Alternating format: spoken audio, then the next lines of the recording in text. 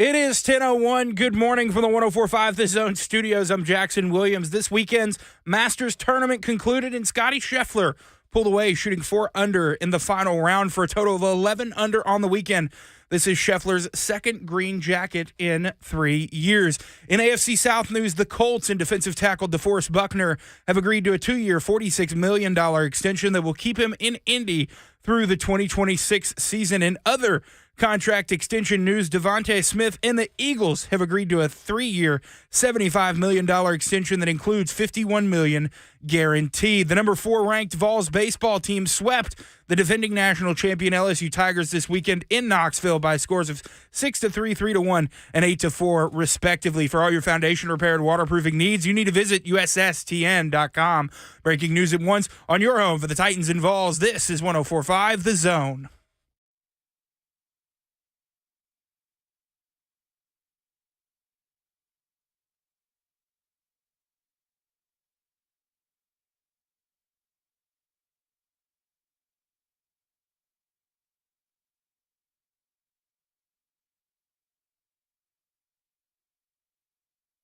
Good morning.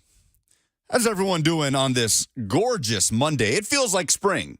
I feel like this is the first Monday that I stepped outside and said, actually, it feels like spring. Lucas Panzica with you, Buck Rising out until tomorrow. Jackson Williams making the show go until 1 p.m. Jackson, good morning. Good morning, bud. How did you enjoy your Masters Sunday? I enjoyed it. You know, a solid day in front of the TV. Always a solid day in front of the TV on the last day of the Masters. Is there a more relaxing sporting experience to watch than the Masters on the final round on Sunday, on a beautiful day? It has to be a beautiful day where you are as well, a beautiful day in Augusta. Is there a more relaxing viewing experience in sports than Masters Sunday? No, especially this year because, Scheffler pulls away in the final round to where it's not super in doubt. So, you can just kind of watch, enjoy, and maybe sneak a nap in on your Sunday. Always sneak a nap in on Masters Sunday. Yeah, it was close for a while, but Scotty Scheffler is just a stone-cold killer. This guy is unstoppable. He's a machine. Wins his second career Masters after winning it in 2022, finishing at 11 under, or as Jackson would put it.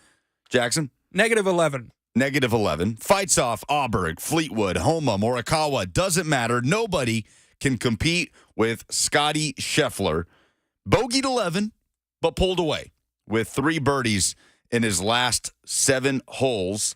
And I think Scotty Scheffler is becoming a lot of people's favorite athlete with just the way he handles his business, right? The overwhelming favorite coming into the weekend.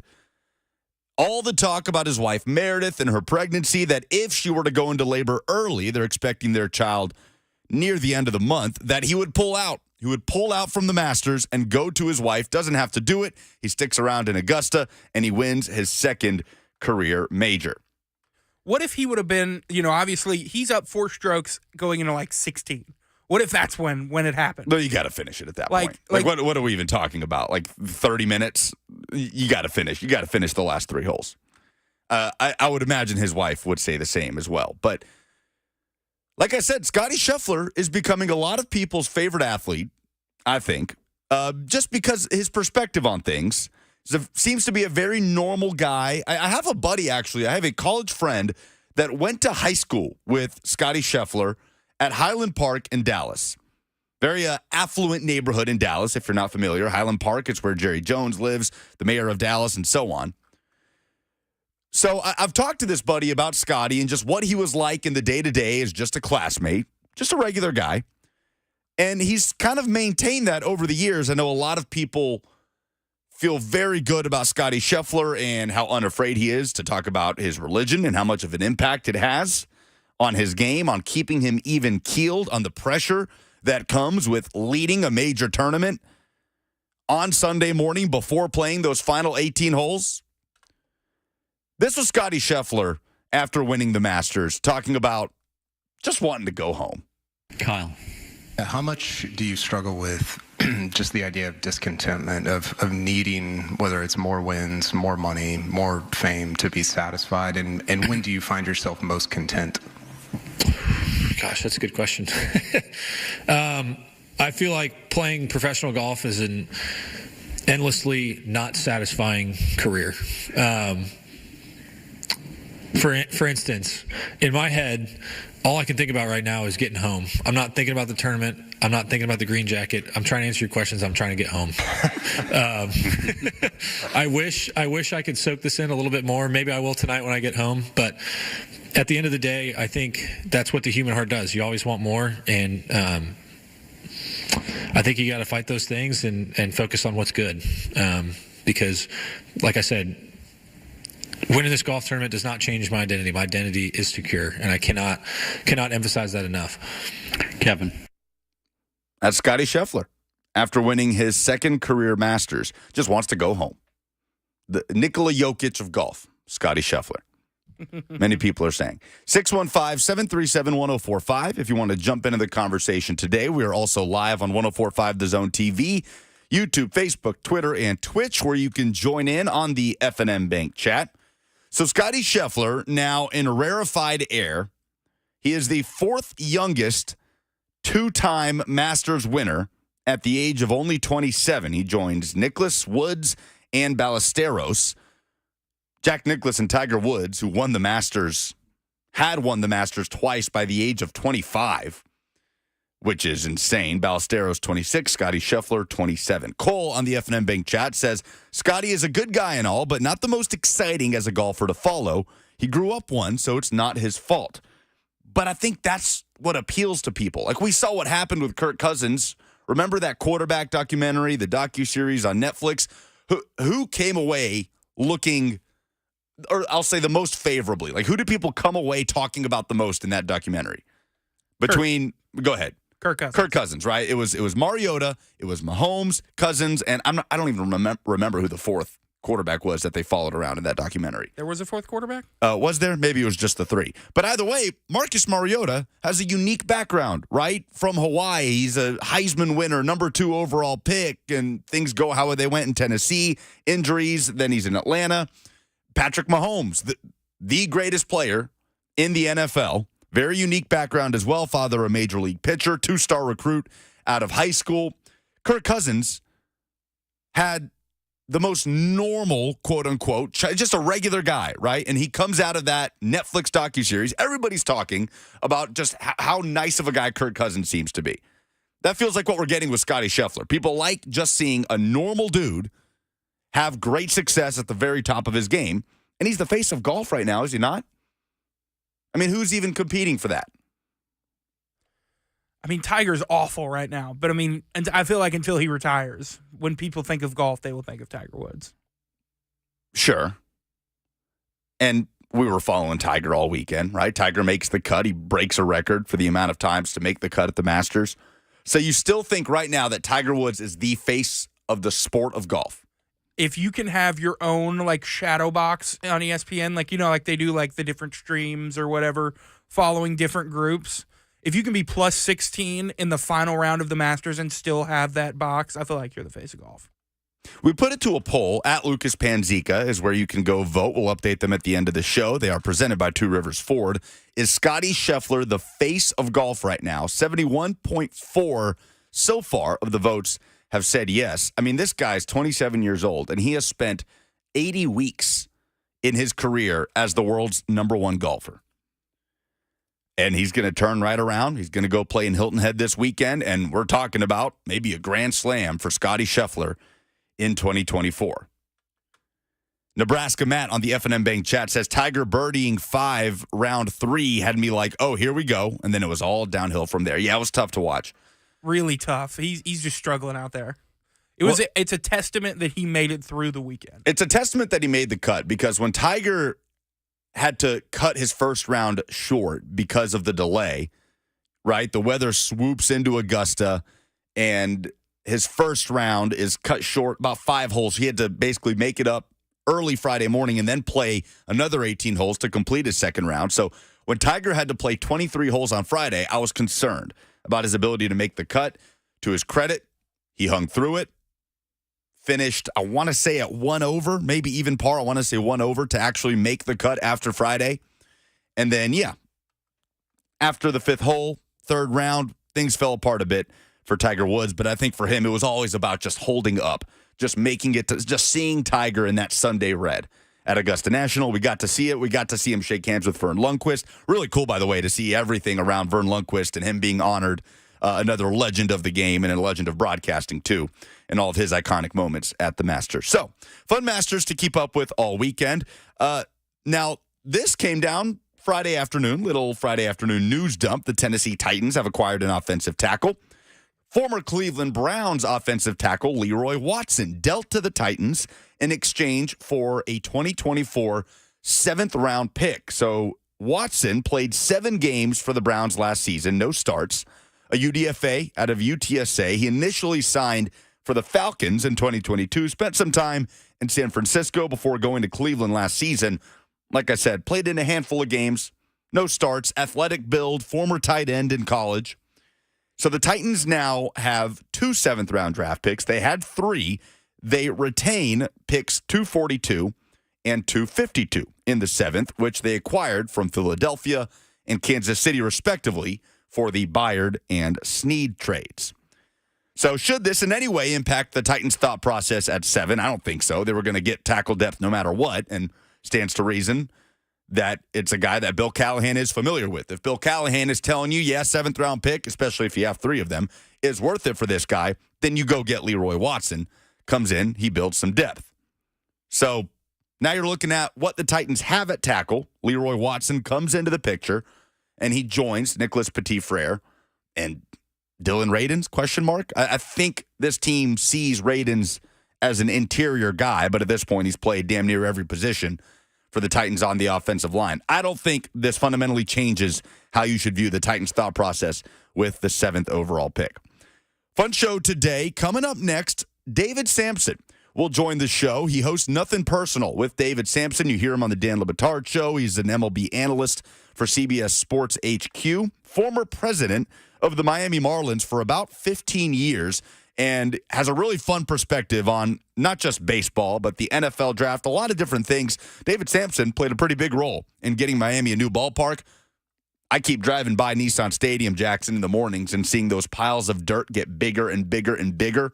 Curious to talk to David about what the challenges are after the stadium is approved, after the groundbreaking. Is it all smooth sailing from there?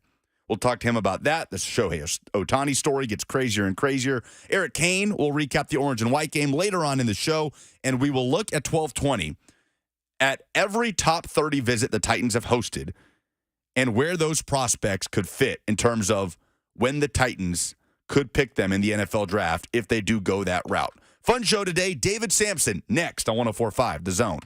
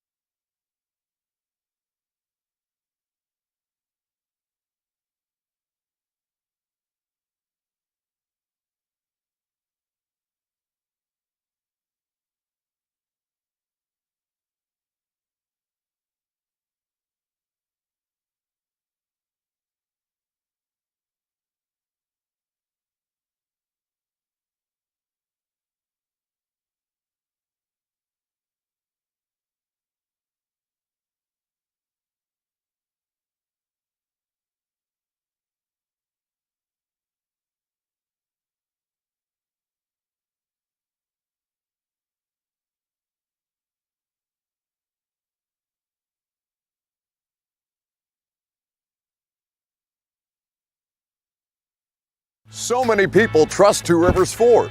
Football players, working moms, business owners. Why? Because Two Rivers Ford has been doing business with integrity for decades. Two Rivers Ford, the South's most trusted Ford dealer. The guaranteed offer is the easiest way to sell your home. It's really simple. We bring you an all-cash offer. You close in as little as 21 days. No home inspections, no lock boxes, no open houses. Go to markspain.com to get a guaranteed offer and start packing.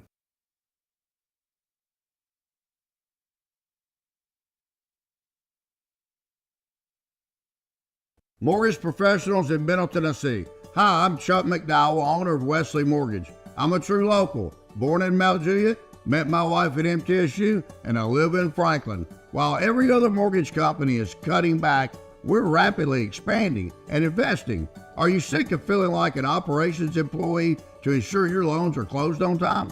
When you look around your office, it doesn't look the same. You're missing people. You're missing your friends. Is anyone having fun? We're having fun every day. As the official mortgage provider of the Tennessee Titans, I've personally recruited the top local operations team to ensure your loans are closed on time. So you get paid. So you get to spend time building your business, and you get to have fun at work again. Now is the time to join our team. To start a confidential conversation with our local president and COO, visit whywesley.com. whywesley.com.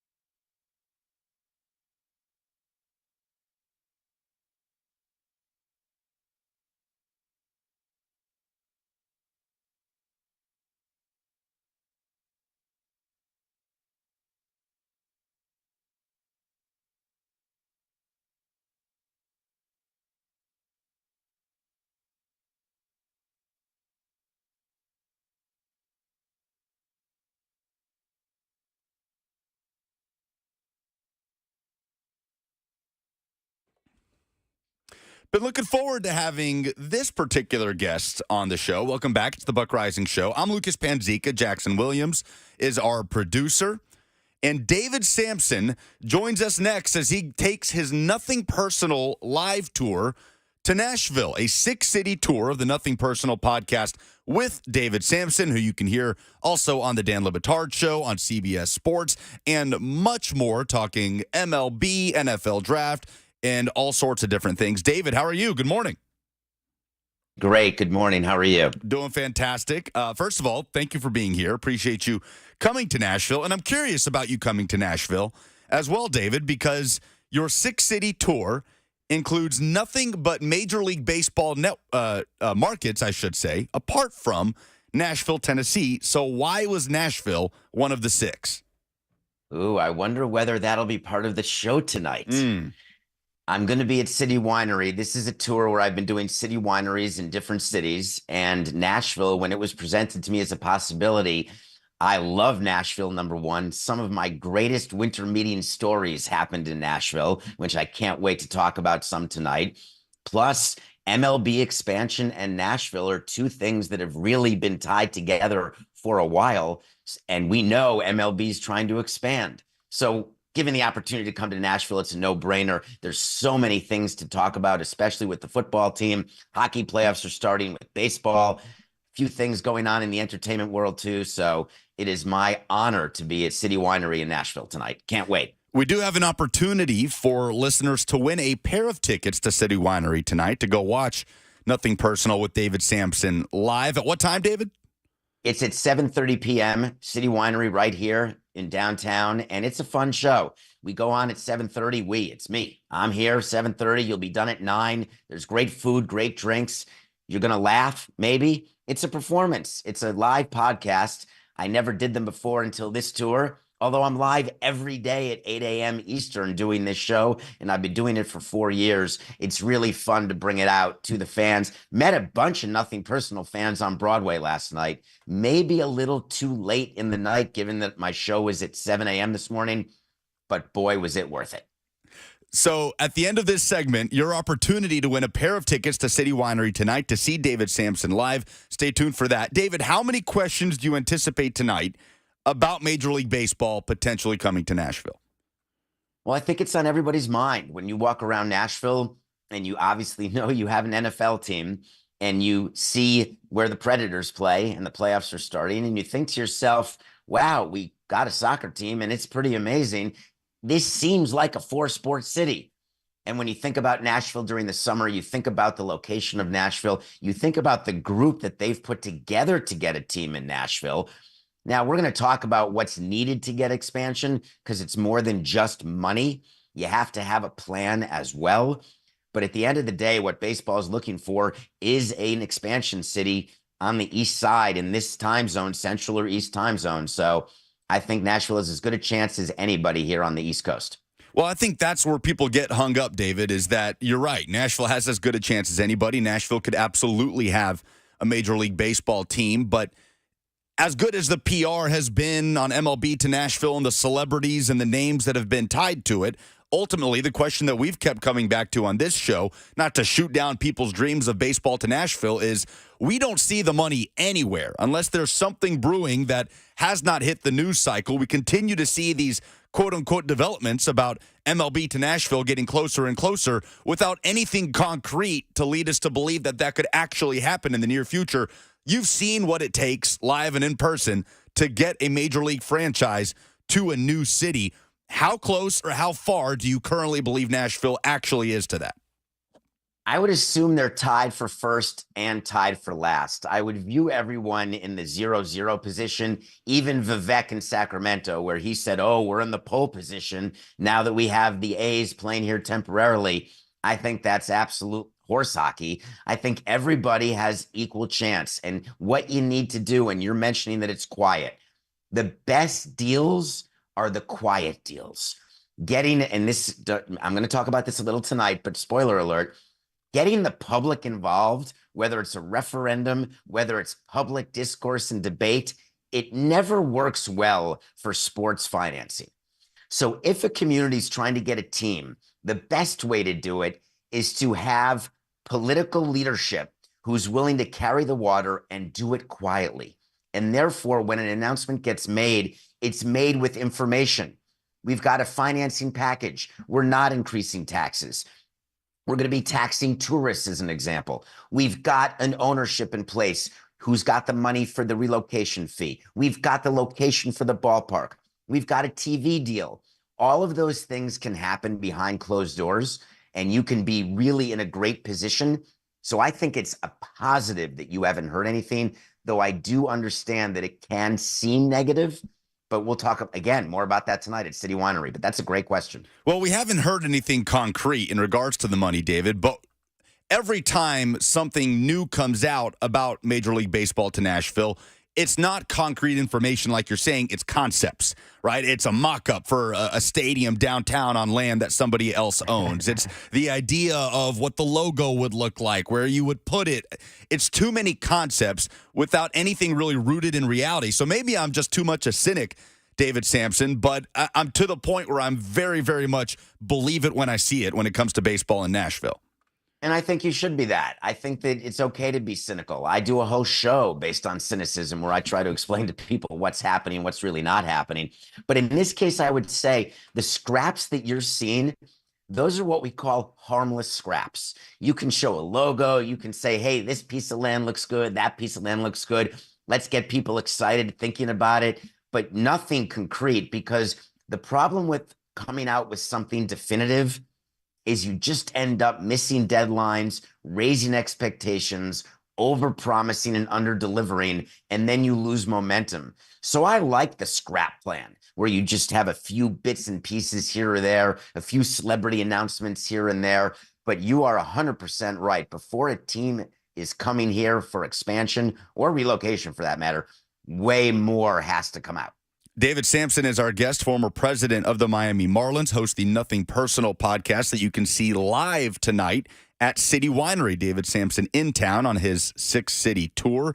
DavidSampsonPodcast.com, where you can go get tickets. Your opportunity to win tickets, too, at the end of this segment. So on to something that is concrete and has actually already happened in Nashville, David, and that's a new Nissan Stadium coming to the East Bank. You fought the battle to get Lone Depot Park built in Miami.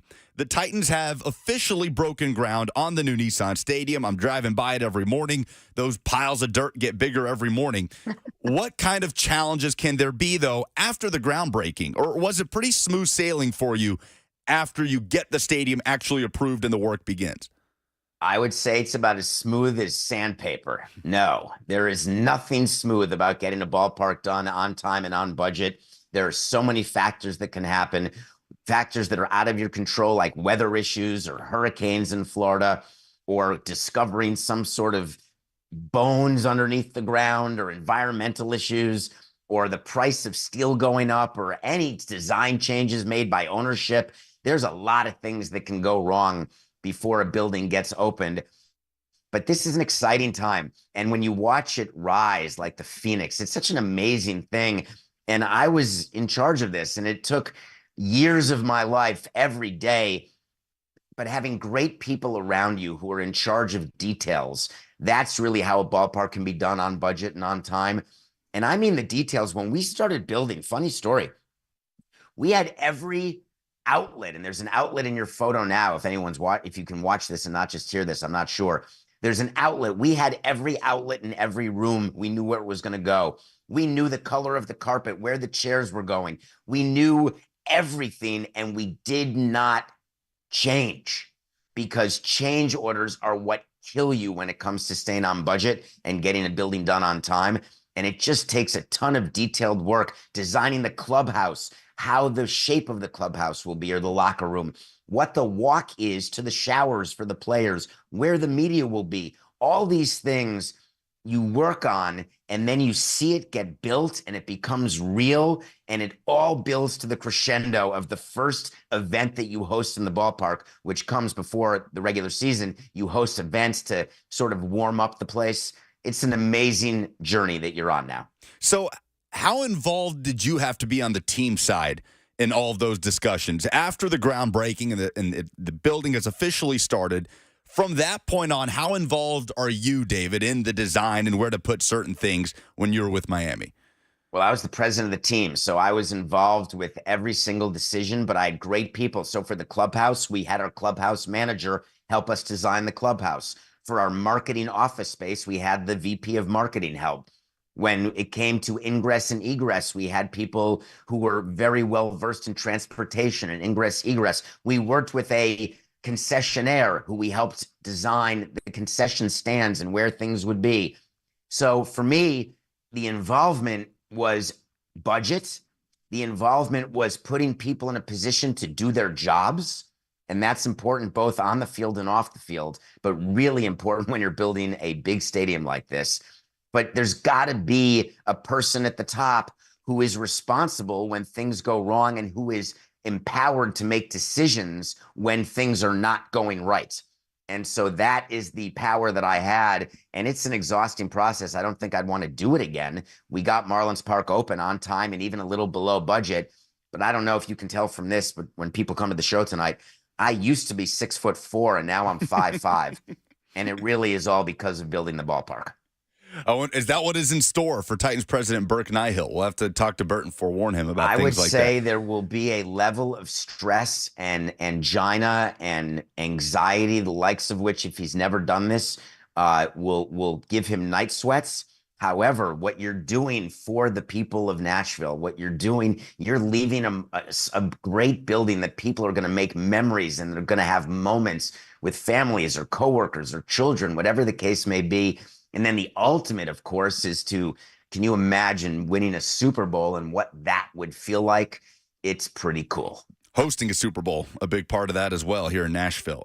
Speaking of high levels of stress, David Sampson, I don't know how stressed Shohei Ohtani has been throughout this entire process. Look, and you're doing a generic radio show hit in Nashville to promote your live show. You know we got to talk about Shohei. Have you gotten Shohei questions at every live show you've done so far on this tour? Yes. Shohei transcends baseball. Everyone wants to know about him no matter what location. And some people are there for schadenfreude and want to see him get brought down. Some people are there because they can't believe that someone could miss $16 million out of their checking account. And when I tell them the story of players who don't know how much money they have, so it's very common that Ohtani wouldn't know what's in his account, people are very surprised. But it is true. I absolutely understand why Ohtani would not have missed $16 million. To normal people, it sounds insane, but it really is true. To me, the biggest issue, the good news is that baseball is going to be able to finish its investigation and basically say Shohei knew nothing, saw nothing, heard nothing, felt nothing, did nothing. We're good here. And that's a great outcome for baseball. But for Shohei, I wish that I were the president of the Dodgers. Because if I were, I would pull him in my office. I would say, Shohei, I want you firing your agent, your accountant, your financial advisor. You got to start over because those people allowed this fraud. And I'm not saying they're liable. I'm not saying it's all their fault. But, man, there were some questions that were not asked that should have been. And it's all in the name of not wanting to upset a client who is going to be your payday. And that's really the hardest part about representing players or movie stars or anyone. When someone is your cash cow, you try to genuflect only, but that's not what players need. They need real people in their lives who will tell them the truth about what's happening. For those who don't know, federal authorities filed an affidavit last week stating that Ohtani's interpreter, Ippei Mizuhara, stole over $16 million over 2 years to pay off gambling debts to an illegal sports book. There's incriminating text messages. He's been accused of bank fraud, and the U.S. attorney has emphasized Ohtani is a victim in this case. And that is the irony, David, that the idea of Shohei not noticing $16 million being taken out over 2 years, to me, that is the most believable aspect of all this. But then you run into financial advisors and agents and all those people that you're talking about not noticing something was amiss, and that's where it starts to raise eyebrows. I'm curious what your biggest questions still are about all of this as the U.S. attorney tells us that Ohtani is innocent. We're moving on with Mizuhara's court case. Well, my number one question is there an illegal bookie who's owed $24 million? Because in the affidavit, it said he lost 40, but only stole 16. And I'm not sure Mizuhara has 24 extra sitting around. So is there an accounts payable still to an illegal book? 2, in the affidavit, they mention a bank. They called it Bank A. I want to know who Bank A is. I want to know who got suckered with Mizuhara claiming he was Ohtani, pretending he was Ohtani, and then wiring hundreds of thousands and millions of dollars to an account that was an account associated with illegal bookmaking. Bank A has a problem because that is a major, major security issue. I get verified 10 different ways for wiring $100. I can't change my phone number on any of my apps without getting authentic codes sent to various places. And yet Mizuhara was able to change all the bank contact information, according to the affidavit, the email, the phone number, and call and get accounts unfrozen. I can't get an account unfrozen once it's frozen. It's like when your credit card is tagged for fraud. That's it. You're screwed. You got to start over. So those are my questions, I would say. So what role, if any, are the Dodgers playing in this situation? Even if it's just from a PR, a media standpoint. Rosary holding. Rosary holding. Is that how you would handle this, David Sampson? No. No. Listen, I get it. The Dodgers were in Korea when this all happened, starting the season where everything was so positive. People thought they were going to win 190 games this year, somehow lose minus 30 games. And all of a sudden, this interpreter's just fired, like Kaiser Soze just disappears into the night. That may be an old movie reference, but disappears into the night. There'll be a lot of old references tonight at City Winery, but you'll get some of them. And the Dodgers are just on their heels. And it feels like the Dodgers are on their heels way more than they should for an organization like them, with a payroll like they have, like revenues like they have. You'd think with the experience they have, you'd think that they wouldn't be caught the way they get caught so often with so many things. Remember, this is the team with Bauer, and this is the team with this Ohtani scandal. It's a nightmare for them, and they're smart not to say anything. Let baseball do the talking and let baseball finish its investigation, and then just keep playing baseball. One more for you, and I'm curious, as a former executive in the MLB, by the way, we're getting comments about the ballpark down in Miami that you were instrumental in putting up, and we take questions on YouTube here, and we have to kind of face the music on it, David. So Jay Breezy asks in the F&M Bank chat, or more of a statement, and he says, so it was David's idea to put that hideous sculpture in center field. Do you have anything to say to Jay Breezy on the YouTube chat? Jay, hideous. My job was to make it so anytime somebody in the stadium turned any direction, they would know they were in Miami. That home run sculpture is Miami. There were fish tanks that Derek Jeter got rid of that showed you were Miami. There were beautiful colors that would show you were in Miami. I happen to love the home run sculpture. Jeter paid money instead of, signing a player. He decided to spend money to remove the sculpture and put it outside the ballpark. But here's a little nugget for you, Jay. It's actually the county of Miami-Dade who chose that sculpture. It was part of a public art program. So I did not have any say. I merely agreed when it was decided they were going to do that, but it was not my decision, but I did agree with it.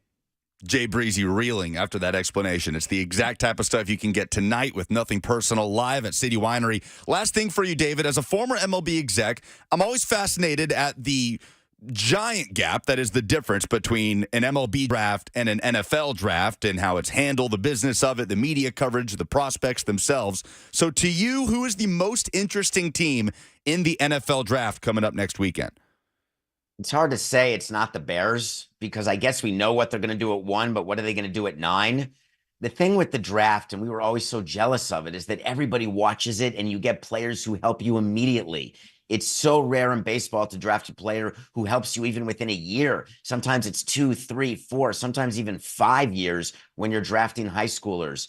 And so we can never get the interest that there is in the NFL draft, because those players drafted are on your team and helping you to win right now. So what I look for is, are teams willing? Will the 4 quarterbacks go on top? Interesting. Are teams willing to make decisions that it's not what the fans want? It may not be sexy, but it's what they believe will help their team win. Because I've always had a theory that drafting or trading or signing players because the media wants you to or the fans want you to, that's not your best plan. The best plan is to try to win, because fans love jewelry. David Sampson has been our guest, and you can see him tonight live at City Winery. DavidSampsonPodcast.com is where you can go get tickets. David, is that correct? Or you can go to the City Winery website for City Winery Nashville, or be a caller now, and I will leave 2 tickets for you, and I would look forward to meeting you after the show as well. 615-737-1045. Caller 5 will get a pair of tickets to Nothing Personal live with David Sampson at City Winery. Jackson will get your information, and you will have your name down for 2 tickets to meet David tonight. David, thank you so much for the time. Really enjoyed it. Have fun tonight at City Winery. Enjoy Nashville, and best of luck on the rest of this tour. I appreciate you. Thank you so much. Have a great day. Same to you. David Sampson has been our guest at David P. Sampson on Twitter. Again, 615-737-1045. Caller 5 will get a pair of tickets to his live show tonight at City Winery. Tennessee wrapped up spring practice on Saturday. We'll talk takeaways from the orange and white game next on 104.5 The Zone.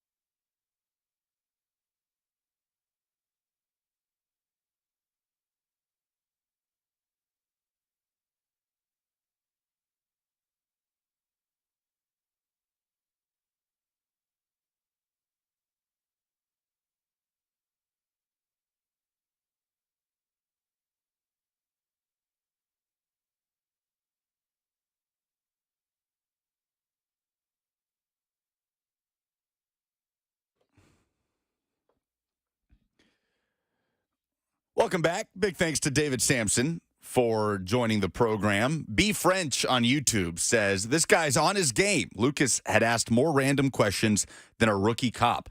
That's what David does. Guy can talk Major League Baseball, NFL, Derek Jeter, the Marlins, whatever you need from him. And how insane is this Shohei Ohtani story? Like, just the way that this is spinning. We haven't talked about it a lot on the radio show. But I expect David will mention it a good bit tonight at City Winery. And Brad Carver was our winner for the 2 tickets. But, of course, you can go to davidsampsonpodcast.com or just walk up to the City Winery gates and get your seats. It is worth going. I've enjoyed listening to David's live podcasts over the last few days in multiple different cities. But, like, to you, what is the most shocking thing about the Shohei Ohtani story? Because I agree with David. It's not that $16 million was taken out of his accounts without him noticing. Like, that is a drop in the bucket for Shohei Ohtani. And I promise you, Shohei Ohtani is not a guy that's pulling up the, Regions Bank app on his phone or whatever he uses to check his balance. Like, I promise you, he's not doing that. He's got people to do that for him. But what's the most shocking part to you? One, he strikes me as a SoFi kind of guy out in L.A. But two, it's definitely what y'all talked about with how the bank, was he doing like a really good Ohtani impression or something? And like, I'm not going to even try. Like, what he was doing, like, I don't get how it got past any authentication or any sort of checks and balances here that allowed him to withdraw that amount of money. No red flags. No red flags went up to bankers, to his financial advisors, his agent. I mean, it's insane. Anyway, we'll see what comes next in the Shohei Ohtani saga. Tennessee, spring practice is officially over. The orange and white game was on Saturday in front of a limited crowd at Neyland Stadium. 10,000 people as under Neyland undergoing renovations. Eric Cain will talk about the game from VolQuest at 11:20. But a few quick takeaways. Quarterbacks, kind of the main theme, right? Nico Iamaleava was the thing everybody wanted to watch. He got about 4 series in. Offense a little slow out of the gate.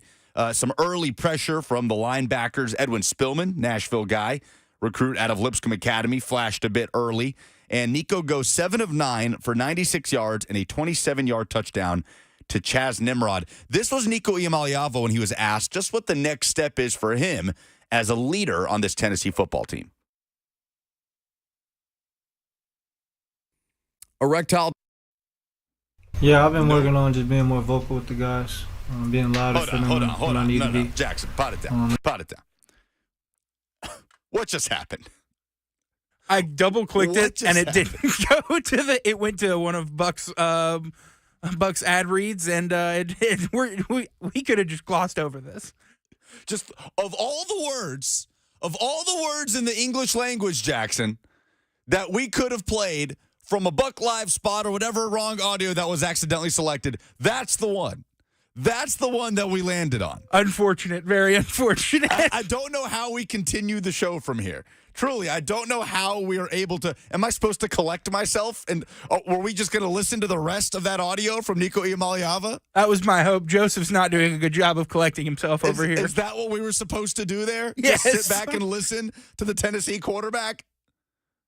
Play the Nico audio. Yeah, I've been working on just being more vocal with the guys, being louder for them when I need to be, addressing the offense, when it needs to be addressed. And, I think I've been taking good steps and being more vocal with the guys. How conscious are you of trying to be more vocal and trying to be an offense-wide kind of leader, not just sort of a one-on-one guy? A little bit more. I think I'm more of a quiet guy, so, it's definitely different for me to get out of my shell and, go out there and celebrate with everybody. It's something I'm continuing to work on. That's Nico Iamaleava after the spring game. The problem with sitting in this chair is I feel like I turn more and more into Buck. Like Robert and Joseph come in here, and then I feel like the natural thing to do is come back and gripe about, what are you doing in my studio? So maybe it's something about this chair. I don't know. Maybe it's something in the water in this place. It oozes a little bit of narcissism. It does. It oozes a lot of narcissism. Buck Rising on vacation, for those who don't know, he does this thing where a vacation for him is just going to a wedding over the weekend and then taking like one extra day at whatever destination that wedding is at to go lay on the beach or something and then come home on Monday. That's Buck's idea of a vacation. So we'll be stuck back with him tomorrow. But, Yeah, great stuff. Great stuff. So that's our orange and white game talk. We'll do more with Eric Cain at 11:20. How about we shut up and we let the Titans tell you the story about how they landed Calvin Ridley? I know we've heard Rand Carthon talk about it a little bit in a press conference setting, but we'll get a little more detailed into that story coming up next on 104.5 The Zone.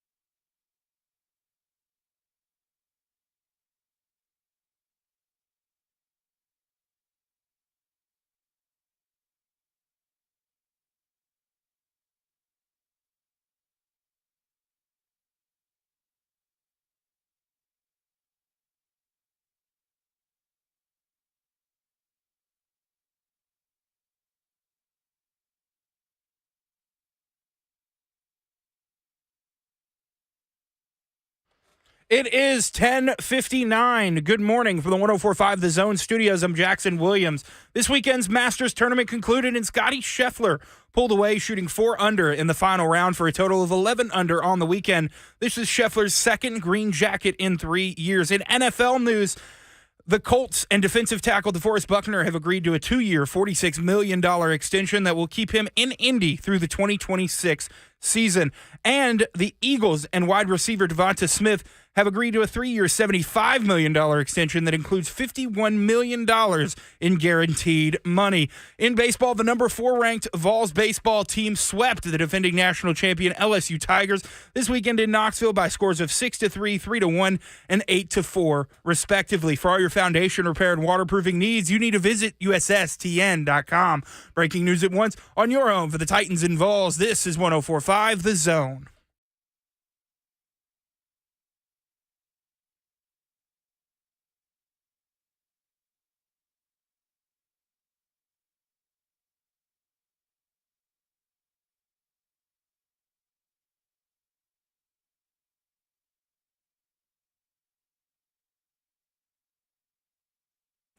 You may have already heard by now the story about how the Tennessee Titans acquired Calvin Ridley.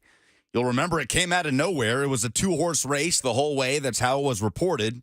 It was Jags or Patriots. Ridley was either going to stay with the team that he played for in 2023 or be a New England Patriot when he was going through the free agency process. And then out of nowhere, Ian Rappaport comes in with the bomb that the Tennessee Titans and Calvin Ridley have agreed to a massive 4-year contract. So Rand Carthon was able to shine some light on just the saga that was that negotiation. He did it a little bit after the L'Jarius Sneed introductory press conference. And then I saw Jordan Schultz, NFL insider, was on Colin Cowherd's show on Fox, going into a little bit of detail about this as well. Now, note that Schultz here is, I'm sure he's got a lot of information on this, but he's also relaying a lot of info that we heard Rand Carthon and Brian Callahan say during their Q&A with season ticket holders, which happened just a couple of weeks ago. You can go watch that entire thing, by the way, on the OTP. The official Titans podcast has that whole Q&A, some really good stuff in there, and Callahan and Carthon tell the entire story, every detail, about how Calvin Ridley became a Tennessee Titan. Jordan Schultz summed it up a bit here with Colin Cowherd. Now, Jackson Williams, are we going to get Jordan Schultz talking about Calvin Ridley to the Titans, or are we going to hear Buck talking about erectile dysfunction? That's for me to know and you to find out. Okay, keeping me on my toes. Buck's going to love that, by the way. Buck is going to be so happy that happened in the last segment. Check out the podcast if you don't know what we're talking about. This is Jordan Schultz, maybe, talking about Calvin Ridley. Someone in that building told me that Will Levis carries himself with a certain swag of a marquee franchise quarterback. Then they go out and get Calvin Ridley. Now, there's a little quick side story here of how that happened. Jacksonville thought they were getting him back. New England thought Jacksonville was getting him back. We know he wanted to stay in the South. At the final hour, Tennessee comes in after missing out on a couple guys the day before, C.J. Gardner-Johnson. They weren't able to acquire them. They pivot. They go to the wide receiver, Calvin Ridley, and he's still thinking Jags, who offered, by the way, dollar for dollar, exactly what the Titans offered. Rand Carthon, the GM of the Titans, gets on a FaceTime with Calvin Ridley, and he says, we're both from Florida. You're going to love the way we treat you inside this building. Halfway through the conversation, Ridley says, no more. I'm in. That's the difference maker, and I think Brian Callahan benefits in a big way. So that's Jordan Schultz talking to Colin Cowherd about how the Titans acquired Calvin Ridley and the role that Rand Carthon played in that. I did want to play that audio because that is an NFL reporter talking on a national show about how instrumental Rand Carthon was in getting this deal done, not just from a numbers standpoint or the typical thing that general managers have to do in these negotiations, but from a personal standpoint. Now let's hear Rand Carthon tell it and how he was able to kind of level with Calvin Ridley and get him to Tennessee during that phone call. This is Rand Carthon from that Q&A with Titan season ticket holders. And so we get him on the phone and, we all introduce ourselves. And then we pass the phone to Coach, and then Coach tells him, hey, this is going to be the system. This is how our program is going to be run. This is how we're going to do things. And And then I got the phone, and it was one of those things, if you guys, I don't know how many people in here are from Florida or know about people from Florida, like we stick together, right? Whether you're in state, out of state. And I knew people that coached him, and I knew the area he's from. And so I just approached it from two Florida boys having a conversation, on the phone. And one of the things I told him, I was like, listen, I know where you're from. I'm from the same place you're from. I know how you were raised. I know what things mean to you. I was like, but more than anything, we're going to treat you like a man and allow you to be you. I said, whoever that is, and we had done our research, so we knew what he was made of. But we were like, we're going to let you be a man and allow you to be you. And I told him one of the things that Miss Amy takes pride in is allowing people to be them and do their jobs. And what do you say, within 2 minutes of the phone call, he was like, I'm coming. I'm good. Yeah. We went from a 50% chance to Calvin just being like, yeah, no, I'm good. I'm coming. So for a little bit of context there, the Titans offered Ridley's agent that deal and felt very good about it. And then they heard back from the agent who told them that Jacksonville was willing to match. And they felt significantly worse about it than they had just a few minutes prior. It's a really good look into just the ups and downs of one major free agency negotiation. And again, the entire story can be caught on the official Titans podcast. It's worth a listen if you are a Titans fan. But all that to say, here's an example of where Rand Carthon can make the difference. Because the money was even, it seems. And ultimately, it came down to that phone call with Rand Carthon, Brian Callahan, and Calvin Ridley himself. Not Calvin Ridley's agent, but Calvin Ridley himself. And they find out in that phone call that Calvin Ridley's wife would love to move closer to home. She's from Huntsville, Alabama. So there were other factors that worked out in their favor. But remember, Jackson, what did Calvin Ridley say? Do you remember in his introductory presser about where he wanted to be in 2024? Where he felt the most comfortable. Where he felt the most comfortable. And he even said, I actually wanted to return to Jacksonville, but the money here was right.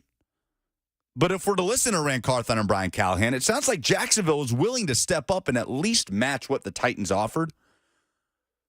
So with all of that information, Rand Carthon was the ultimate difference maker, it would seem, in acquiring Calvin Ridley. Now, maybe Titans fans at one point or another have rolled their eyes when they've continued to be told about how good of a person Rand Carthon is, how great he is to work with. Okay, fine. Can you draft good players? Can you build a good football team? And that's totally fair. But here's where it makes a massive difference. That relationship building aspect that Rand Carthon has an advantage over a lot of people in. And it paid off in getting Calvin Ridley to Tennessee. So just interesting to see an actual concrete example of that be laid out in what was a big money move for the Titans. Yeah, and I think you heard a lot when Mike Vrabel was here. The guys wanted to come play for Mike Vrabel. And now it looks like Rand Carthon is able to persuade, and guys want to be want to come play for Rand Carthon's the way he runs his organization, or come work in the same building if it's a member of the coaching staff. Denard Wilson talked about it as Carthon being a huge piece of why he wanted to come work for Tennessee.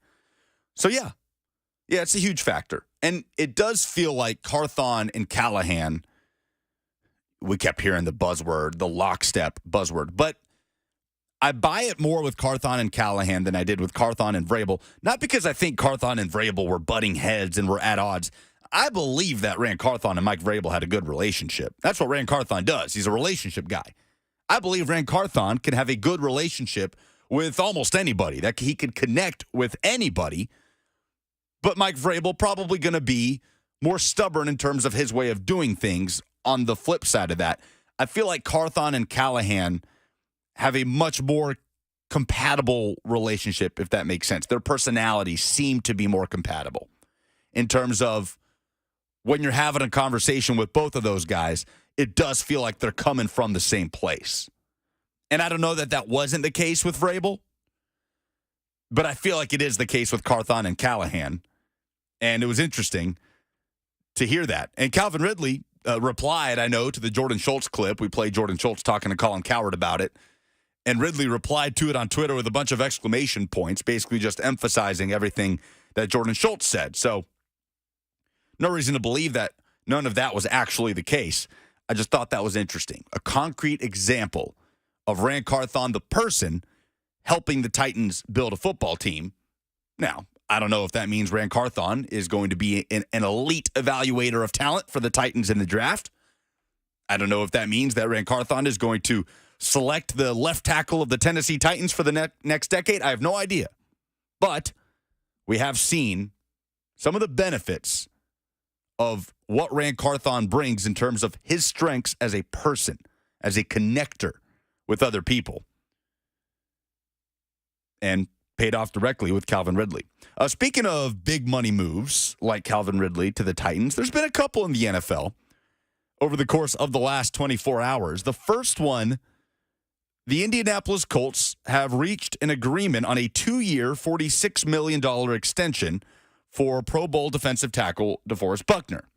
So that's another interior defensive lineman getting paid. We've seen quite a few of those this offseason and the offseason prior, of course, with Jeffrey Simmons. So DeForest Buckner coming off an 8-sack season, 11 TFLs, carbon copy of the stats that he put out in 2022, been very consistent for Indianapolis since arriving there in 2020. Has yet to have a double-digit sack season, only has one of those in his career. It was 2018 with San Francisco, but a big interior presence on the defensive line remains in Indianapolis, and the Colts continue to run it back, right? Running it back with multiple players that have been in that system and are going to stay in Indianapolis, with the big difference, of course, being Anthony Richardson, hopefully for the Colts, being healthy in 2024. If he's not, Jackson, do you remember who the backup quarterback signing was for Indianapolis? Joe Flacco. Joe Flacco, and some good money as well for Joe Flacco in Indy. No Gardner Minshew safety net in Indianapolis. So if Anthony Richardson cannot stay healthy, the Colts will have to rely on Flacco, basically running back what he did for Cleveland last year off the couch, which was extremely impressive. Buckner is the 6th defensive tackle to get a new contract this offseason that's worth $21.5 million or more in average annual value. And I know average annual value isn't everything, and these contracts are all built differently, but it's just an easier way to kind of break things down. Of all those deals, of those 6 defensive tackles, Jeff would be 5th in average annual value. Jeff obviously got done last offseason. It was one of the first big things Ran Carthon did when he got to Tennessee. Jeff making just a hair over $23 million per year. So the timing of the Jeffrey Simmons deal just continues to look better and better for the Titans. Like, let me ask you this, Jackson. Of these defensive tackles that have gotten paid, here are the ones that make more in average annual value than Jeff. And you tell me if this is a better player than Jeffrey Simmons. First, Chris Jones, Kansas City. Yes. Yes, agreed. Christian Wilkins. No. Yes. Very consistent, more consistent and more available player. Career high 9 sacks last season. I'm willing to say yes to Christian Wilkins. Justin Matabuki, Baltimore. No. Had a better season than Jeff has ever had last year. First double-digit sack season of his career, but entire body of work, I think I agree. Derek Brown, Panthers. No. I don't think so. Derek Brown's contract is worth more than Jeffrey Simmons. So, again, the timing of that deal continues to look good. Another big money move, the Philadelphia Eagles have signed wide receiver Devontae Smith to a 3-year extension worth $75 million. That includes $51 million in guaranteed money. So, big move for the former Alabama wide receiver up in Philly. We tried to talk Tennessee spring ball in the last segment. We're going to do take 2. Eric Cain of VolQuest joins us next to recap the orange and white game on 104.5 The Zone.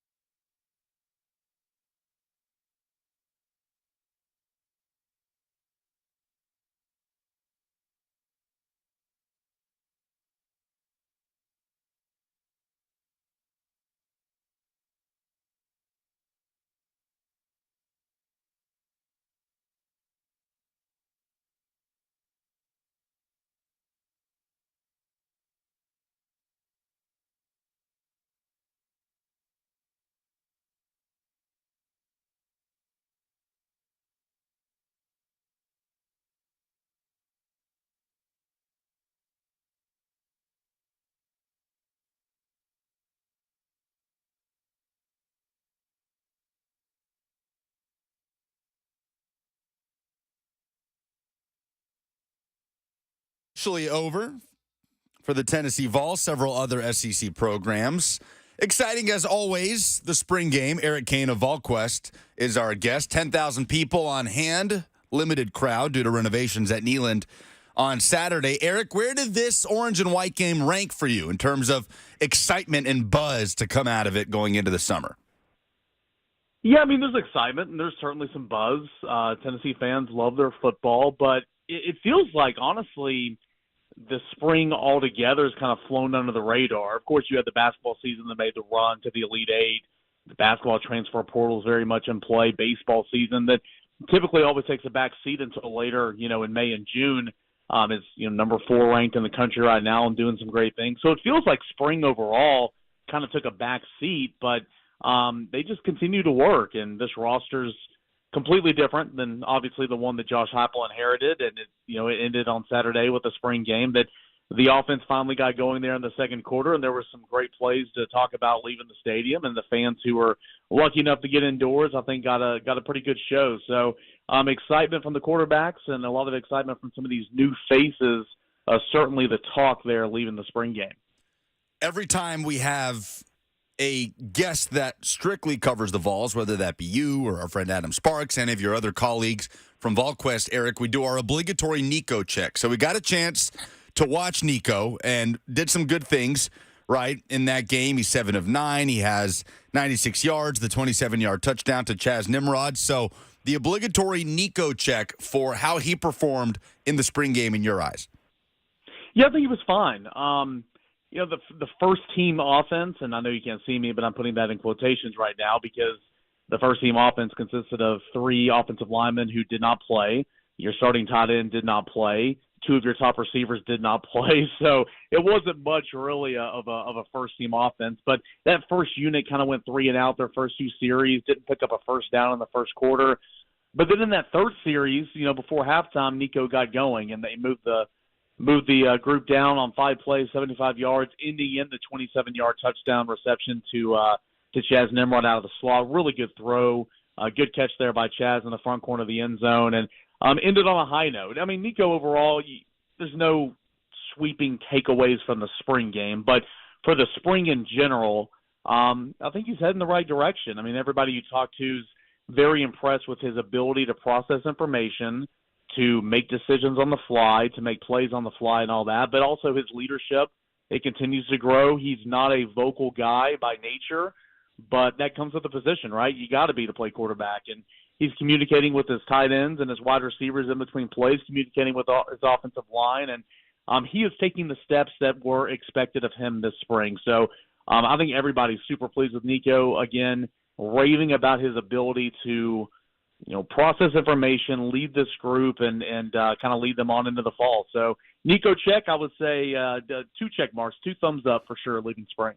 Nice day, too, for the freshman quarterback, Jake Merklinger, former 4-star prospect, 5 of 7, 105 yards and a touchdown, a couple of carries, shows off the legs, 42 yards plus including a 26-yard touchdown. If I said, Eric, that I thought Jake Merklinger could push Gaston Moore for the backup quarterback job, just after watching the spring game, would you say that's an overreaction?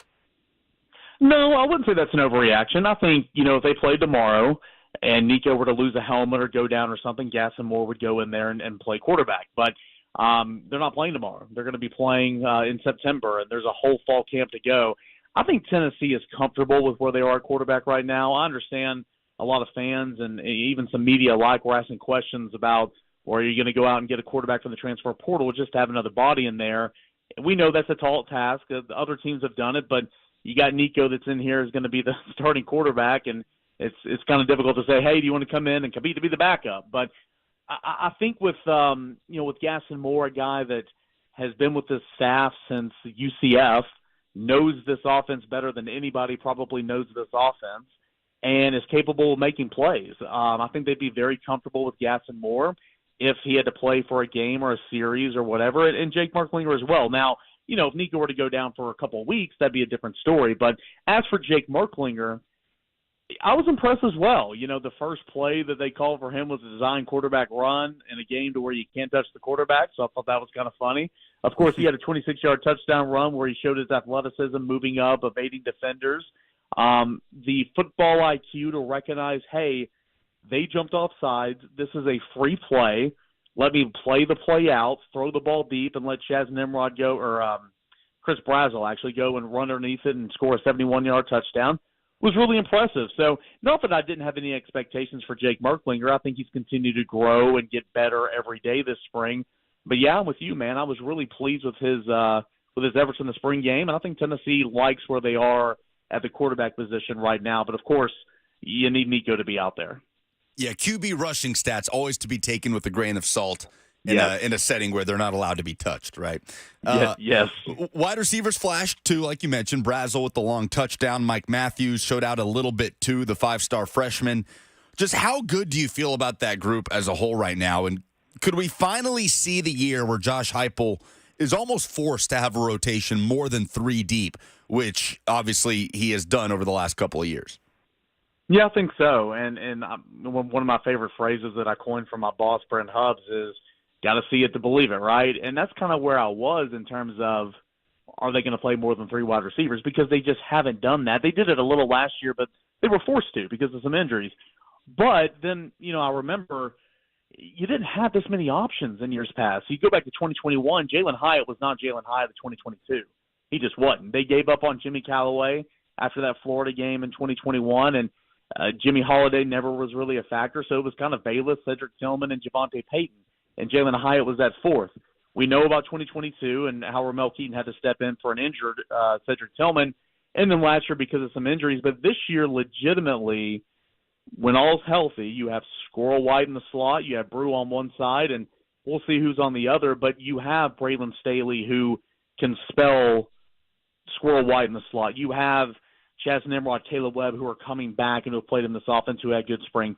You have Mike Matthews, who made probably the play of the game on that adjustment on the 63-yard touchdown reception before halftime from Gaston Moore. What a play. You have Dante Thornton, who has probably had the best spring of any wide receiver, and Chris Brazel, who's coming over from Tulane, who's making some plays. So, yeah, I would say this year will be the year that you see Tennessee play more than 3 receivers because, quite frankly, about 6 of those guys deserve to play some snaps, and that's a good thing if you're Josh Heupel, keeping everybody fresh and adding some more explosiveness to that offense.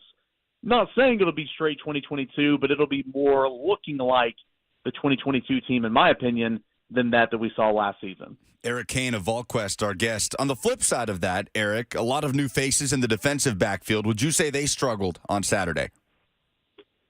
I think they struggled giving up big plays.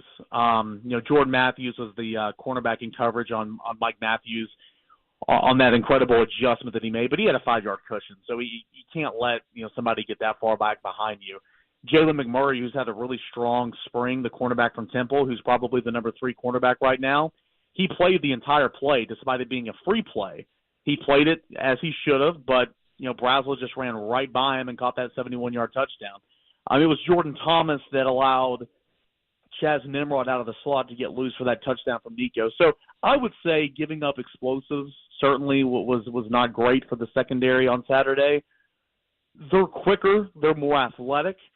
It's a different-looking secondary and one that I think fans are going to like, but it's still not a finished product. They got to find out kind of who's that number 3 and 4 safety, who's that number 3 and 4 cornerback, and have some guys that they feel solidified and actually playing in a rotation. So it's a work in progress. Certainly, I don't think it was the best day from the secondary because you gave up all those explosives. But overall, I do think they took some steps, and you feel better about that secondary now than you did entering spring because, to be completely frank, entering spring, you had no clue what to expect because everybody was brand new.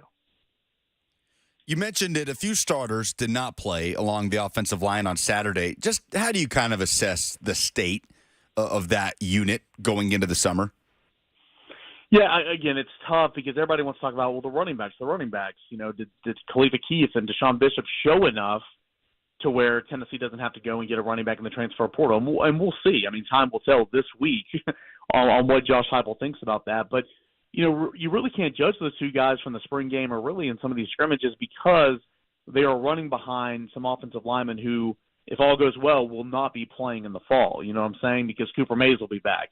Javonte Spraggins will be back. Guys like Jackson Lampley that missed and some other key contributors will be available as well. So I think those young offensive linemen, the Sham Umaros, the Bison Langs, the William Satterwhites, the Max Andersons, Larry Johnson, Jesse Perry, Trevor Duncan, man, they got baptized by fire this spring, and they're only going to be better for it because, I mean, they got pretty much all the reps because so many of these guys were out. I mean, Bison Lang, outside of day probably 1, 2, and 3, he took every rep at center, and that's only going to make him better and moving forward. So, you know, they got work to do. It was tough at times this spring, those young offensive linemen. But you also got to remember, Tennessee is about as deep as anybody in the country and probably as talented as anybody in the country on the defensive front. So they got whipped up a little bit this spring, but it's going to be good for them, in my opinion, and hopefully they can take the step in fall camp, and Tennessee can have some true depth pieces heading into the fall because, as we've seen and as we know, starters go down. Football's a contact sport, and you need to have some faith in the guys behind your initial starters, who I like the front five, you know, kind of going in the fall because, you know, guys will go down. You know, there's been a lot of talk about this defensive line group throughout the spring, Eric. We've heard Tim Banks say they could be the best in the country. Rodney Gardner has talked a lot about this group. Feels like he's kind of trying to keep the expectations measured right as a position coach does. But at the same time, I think everybody is with you on that this has potential to be the deepest and most talented unit on this roster. But that's not the case for a lot of other Power 5 programs, Eric. It seems like D-line is a spot that the likes of Alabama, of a Washington, even a Georgia could be looking for in the portal. Is that something you're kind of wary of going into the summer with how deep Tennessee's defensive line room is? How many schools maybe try to swoop in and swipe some of those guys out from under Rodney Garner's room? Yeah, I mean, you always got to have your head on a swivel, right? I mean, there's 2 transfer portal windows. This next one's going to open up tomorrow. You know, let's not act like tampering's not a thing because it certainly is. There are back channels, and just like in basketball you're seeing now, and I mean it happens everywhere. So obviously always got to keep a head on a swivel. But I think one of the differences here is, I mean, you might not be a starter. Like David Hobbs is probably not going to be a starter on the defensive line, but he's probably going to play 15 to 20 snaps a ball game. And that's the same for, you know, Dominic Bailey, a Tyree West, a Tyree Weathersby, Jason Jenkins, you know, Jackson Moy at defensive tackle. The list can go on and on and on. It's not just Amari Thomas, Omar Norman Lott, Elijah Simmons, James Pierce, and Joshua Josephs, Caleb Herring. It's the collection. And I think that's what makes this group and this room work so well, because Rodney Gardner is going to make it a point to play a lot of guys. And if you perform, you're going to get more and more snaps. And so, yeah, I mean, head on a swivel. You always got to be wary of that. But I think this group has bought in and likes being talked about as the best defensive line in the country, but knowing, hey, you got to go out and earn it. And I think they know they have a real good chance to be something special this year. And I think that's kind of where the conversation starts. Starts with Nico when you talk about Tennessee, but also you pivot quickly to that defensive line because I think it can be a true force come fall. And Heupel was asked about the portal, too, after the spring game, talked about, you know, a certain level of maturity that they're wanting to bring in. And it does feel like they're at a point in the program, Eric, where they're looking for depth in the portal more than anything, right? Just kind of supplementing in certain spots the way that you would, I don't know, an NFL team with the roster built out from the draft and just supplementing in free agency rather than using free agency to really build out the core of your roster the way the Titans have done this offseason. Feels like the Vols have that luxury this year. So with that said, what positions do you have your eye on as far as where Tennessee could add some names? Yeah, I mean, you're not in survival mode anymore. There have been off seasons where after spring practice you had to go to the portal and say, hey, I've got to get a safety, or hey, I've got to get a left tackle, or hey, I've got to get this position or that position. You're not necessarily in that boat this year, which, again, is a credit to the staff, recruiting, development, and the previous additions to the first transfer portal window. Having said that, you know, we'll see. I'm intrigued to see what the staff wants to do about running back. Did Deshaun Bishop and Cleva Keith show the staff enough in spring practice to where that, hey, Tennessee's going to be good until Peyton Lewis gets up to speed, the true freshman early enrollee who didn't participate in spring, until Cam Seldon comes back, and, of course, all those guys playing behind Dylan Sampson. You also have to remember, too, that Tennessee's operating under the scholarship limit. So they're not just going to take a guy to take a guy. It's got to make sense. They got to be multi-year for the most part. They got to fit the culture and all that. And also, kind of an example here at running back, I mean, we live in the age of name, image, and likeness, right? I mean, what's the asking price for a guy that's going to come in to be a third-string running back? It's got to make sense. You don't want to go out and make a poor investment for a guy that's going to hardly play, right? So I think all those factors come into play here. But I would be looking at running back, and then after running back, maybe best available. If there's an offensive lineman out there that makes sense, maybe they take him, and then, just kind of, maybe another defensive back as well. But I think the conversation, if Tennessee were to get somebody out of the transfer portal, it would start with running back and then maybe best available from there. But I don't think Tennessee is just going to take somebody just to take somebody, if that makes sense. Eric Cain of VolQuest is our guest. I remember SEC Media Days last summer, Eric, in Nashville, and the Tennessee players that were there, Josh Heupel, they were not shy about stating the goal of winning the SEC East, of being in Atlanta at the end of the season. Obviously, that's a non-factor with divisions going away. But I just bring that up to ask you what you think will be the discussion in Knoxville all summer in terms of expectations. Like, where is that line going to be drawn? Is it going to be pretty firmly at just qualifying for the 12-team playoff as kind of a baseline? Where are you with that? I think it's different for the team compared to fans and media alike. Like, for me and you, I think Tennessee should be in the conversation to make the 12-team playoff. I think Tennessee should be a top 15 team this year and be in the conversation for trying to get one of those spots. The same with, Missouri and Ole Miss, I think, are kind of in that same field kind of entering the season. Now, for the team, you want to approach it obviously one day at a time and approach it the task at hand. The task at hand is playing your SEC schedule. The goal for the team should be to be in Atlanta and try to win the SEC, because if you're doing that, then you're going to be in the playoffs. You know what I'm saying? So I think it's different for people like us and then fans and then, of course, the team. I think the expectation should be to contend for a spot in the 12-team playoff. But for the team, I think the goal and the expectation is, hey, we need to win games, and we need to be one of these top two teams in the SEC standings and go down to Atlanta and try to play for a championship. Now, how close will Tennessee get to that? Time will tell. But I think that is more the mindset for the team compared to media and fans. Busy weekend in Knoxville. Spring game going on. I know the basketball team was doing a lot with the football team as well. And then Tennessee baseball sweeps the defending national champs LSU, 8-4 win on Sunday. Just how big of a series was that for this team, and where do they kind of stand about midway through? Yeah, I mean, there's no question about it. This LSU team is not last year's LSU team. Still got a lot of talent, a lot of guys still in that dugout, in that bullpen that played for a national championship team a season ago. But it's a team that's lost a lot of talent. You lose Dylan Cruz, Paul Skeens, and some other guys, Trey Morgan. This was still a really good win for Tennessee. Not a good series win, a series sweep, the first of SEC play. And I think it's a little sweeter, too. These two programs don't like each other.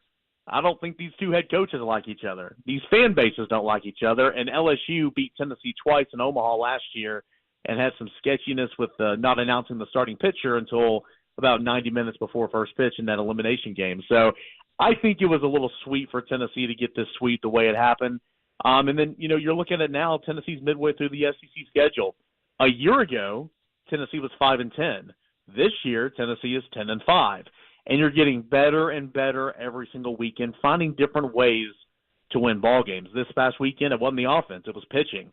It's been the offense pretty much every other weekend in SEC play. So Tennessee's getting better.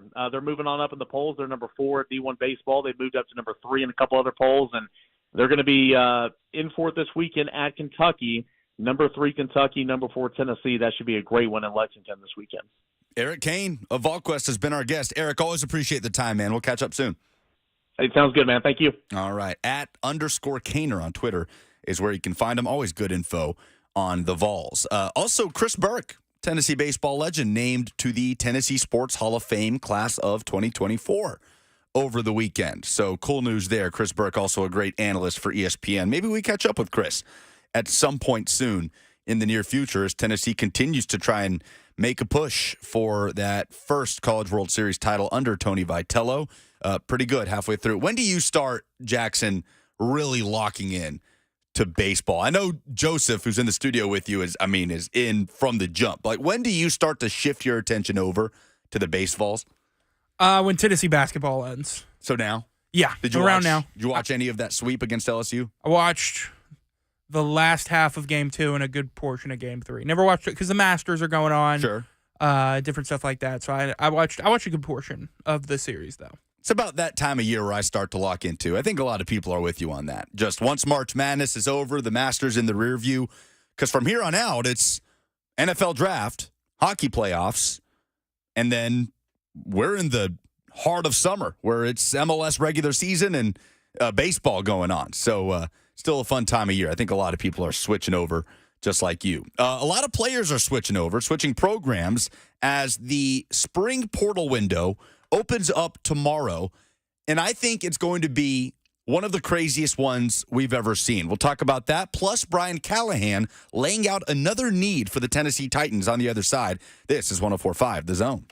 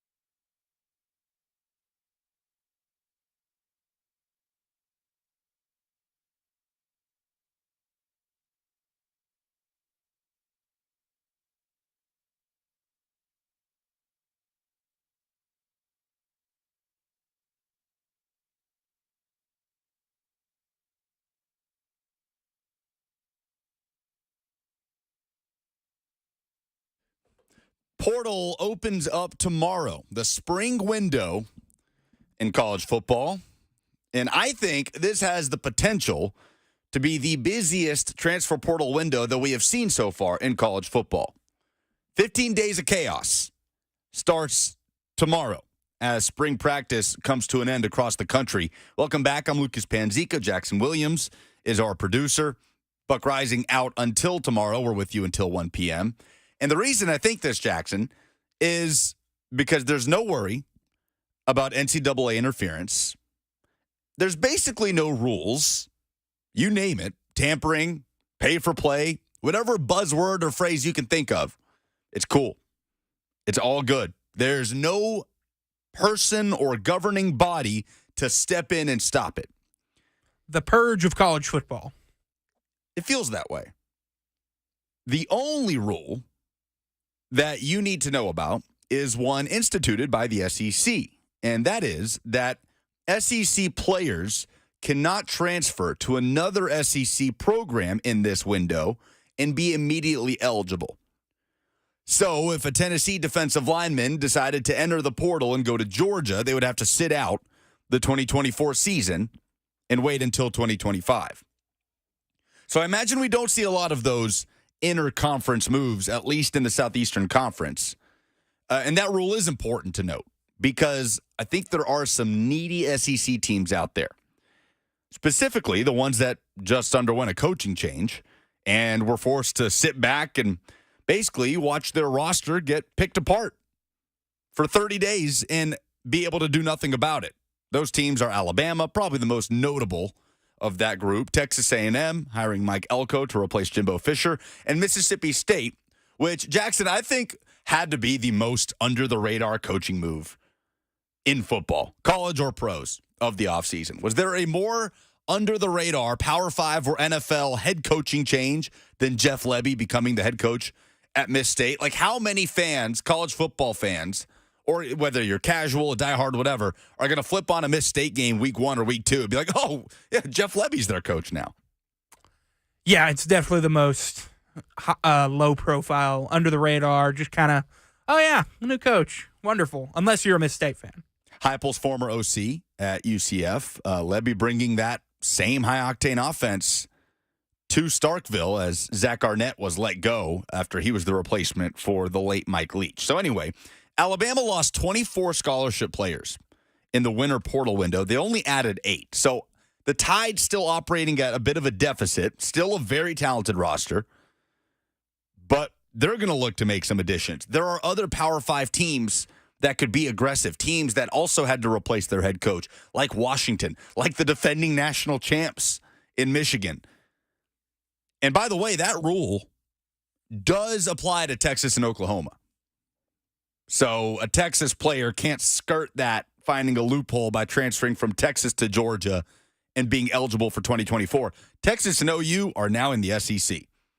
And we move forward talking about it in that way. The next time the SEC plays football, Texas and Oklahoma will be involved. How long do you think it'll take you to normalize that in your head? I'm going to say 2 years. 2 years. I'm going to say I'm an advanced learner. I'm going to say 2 years. It's going to take me to kind of see the SEC. I think it's going to be really weird. The Vols go to Norman this fall. Yes. And there's going to be SEC logos painted on the field, and Oklahoma's going to run out in their red jerseys with SEC patches. It's going to look weird. But, I'm going to say 2 years for it to kind of normalize and be like, okay, this is college football now. It's going to look even weirder when Texas is the one hoisting the SEC championship at the end of the season. I don't know if I'm ready to all out make that prediction, but I'm not going to pretend like Texas is not capable of doing that in 2024. It's going to be interesting. I also think it's going to be super weird seeing like all these West teams wearing Big Ten logos. Like USC with the Big Ten logo on their chest is going to be so strange. That's going to be worse, right? Yeah. I mean, Texas and Oklahoma in the SEC, there are at least things that you can tie together with those programs in the Southeastern Conference. Like geography is all out the window at this point. But close enough. Yeah, you could say close enough. Texas and OU culturally, right, geographically, like, all right, we can widen it a little bit. And just the stature of football in those programs, those are SEC caliber football programs without question. Two of the most legendary football programs in the country. But I'm with you. It's USC and UCLA playing Michigan State. And Rutgers. Or Rutgers or Iowa on just your regular Saturday conference game that's going to take a whole lot more getting used to. Or one of the West Coast teams hopping over to the ACC. I don't know. It's going to be tough. Jay Breezy on the F&M Bank chat, where you can always interact, YouTube, Facebook, Twitter, and Twitch, says Texas can barely even win a Big 12 championship. Well, they did. They did last season, and they did it in very convincing fashion. Don't fool yourself into thinking that Texas cannot come in and compete immediately in the SEC. They might have the number 1 overall pick in the 2025 NFL draft, and Quinn Ewers. Don't know yet, but I'd be wary to dismiss Texas in 2024 in the SEC. So what it looks like for Tennessee will be interesting. Eric Cain talked about running back, maybe offensive line depth, maybe best available. They're in a good spot in that they don't need a surefire starter anywhere, but you don't know what holes could open up with current players that hit the portal, current players that could surprise you. Defensive line, a position to watch there, I think. Just with how many teams have D-line needs that they'll want to address in the portal. And I don't know that Tennessee is deeper in any position than the defensive line. Be interesting to see if some programs come after that room for the Vols. 615-737-1045 is the number. When we come back, we'll look into Bill Callahan and his history, coaching left tackles to try and get a gauge of any hints to what the Titans might be looking for. We'll do that when we come back. I'm Lucas Panzica. This is 1045 The Zone.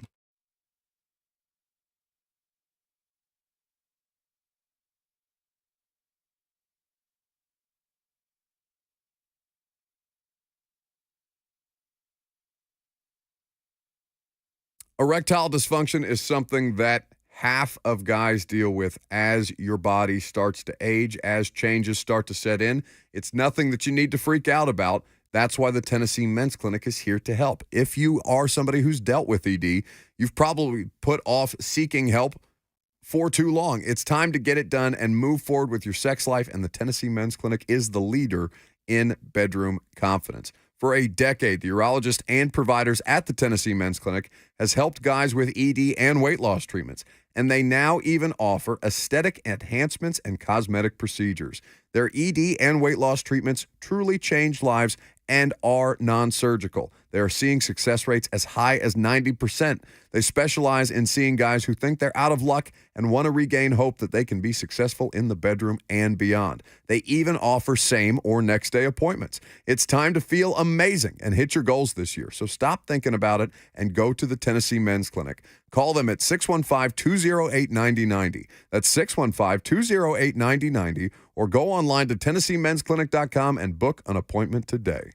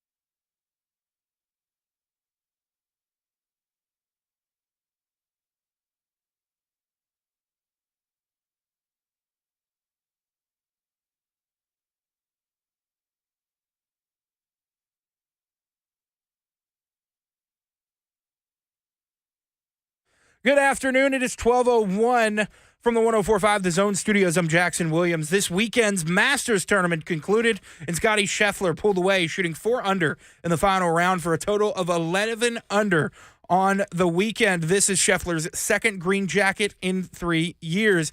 In NFL news, the Colts and defensive tackle DeForest Buckner have agreed to a 2-year, $46 million extension that will keep him in Indy through the 2026 season. And more NFL contract news, Devonta Smith and the Eagles have agreed to a 3-year, $75 million extension that includes $51 million guaranteed for the wide receiver. The number 4 ranked Vols baseball team swept the defending national champion LSU Tigers this weekend in Knoxville by scores of 6-3, 3-1, and 8-4, respectively. For all your foundation repair and waterproofing needs, you need to visit USSTN.com. Breaking news at once on your home for the Titans and Vols. This is 104.5 The Zone.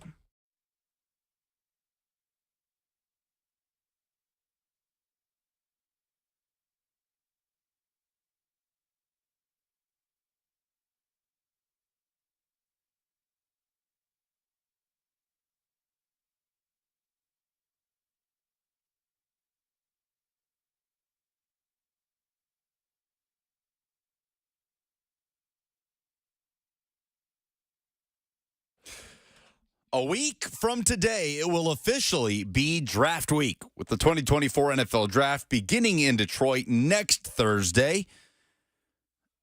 And all eyes on the Titans are expecting a left tackle on day one at one point or another, whether that's with the 7th pick, whether that's in a trade back scenario that you're picking in the teens, for example. That at this point is the expectation, right, Jackson? We could talk about Malik Neighbors and Rome Odunze and Brock Bowers and best available, but is the blanket expectation baseline, understanding that it's the draft and anything can happen, that the Titans will take a left tackle? Yes. Okay. So who are the Titans leaning on to make that decision? It stands to reason that Bill Callahan, offensive line coach, son of head coach Brian, has a major voice in that regard. We're going to hear from Brian Callahan discussing how Bill evaluates offensive linemen and take a quick look at some of Bill's career and where the most success individually has come from offensive tackles that have played under him and where they were drafted. Welcome back. I'm Lucas Panzica. That's Jackson Williams making the show happen. Buck Rising will be back tomorrow morning. We're with you until 1 o'clock. 615-737-1045 is the number. A few big money deals trickling in over the last couple of days. You heard Jackson Williams say it in his update. The Colts are retaining defensive tackle DeForest Buckner, a 2-year extension. The Eagles are retaining wide receiver Devonta Smith with a 3-year extension for the former Alabama wide receiver. And I saw this from Ben Baby of ESPN about Bengals wide receiver T. Higgins obviously had been linked with the Titans a good bit. Not so much at this point, especially after the acquisition of Calvin Ridley, but that T. Higgins anticipates playing for the Bengals in 2024 with a local TV station in Cincinnati. He said, "I do anticipate it. I've grown a love for Cincinnati that I didn't think I would. I'm looking forward to it." So Higgins is on the franchise tag.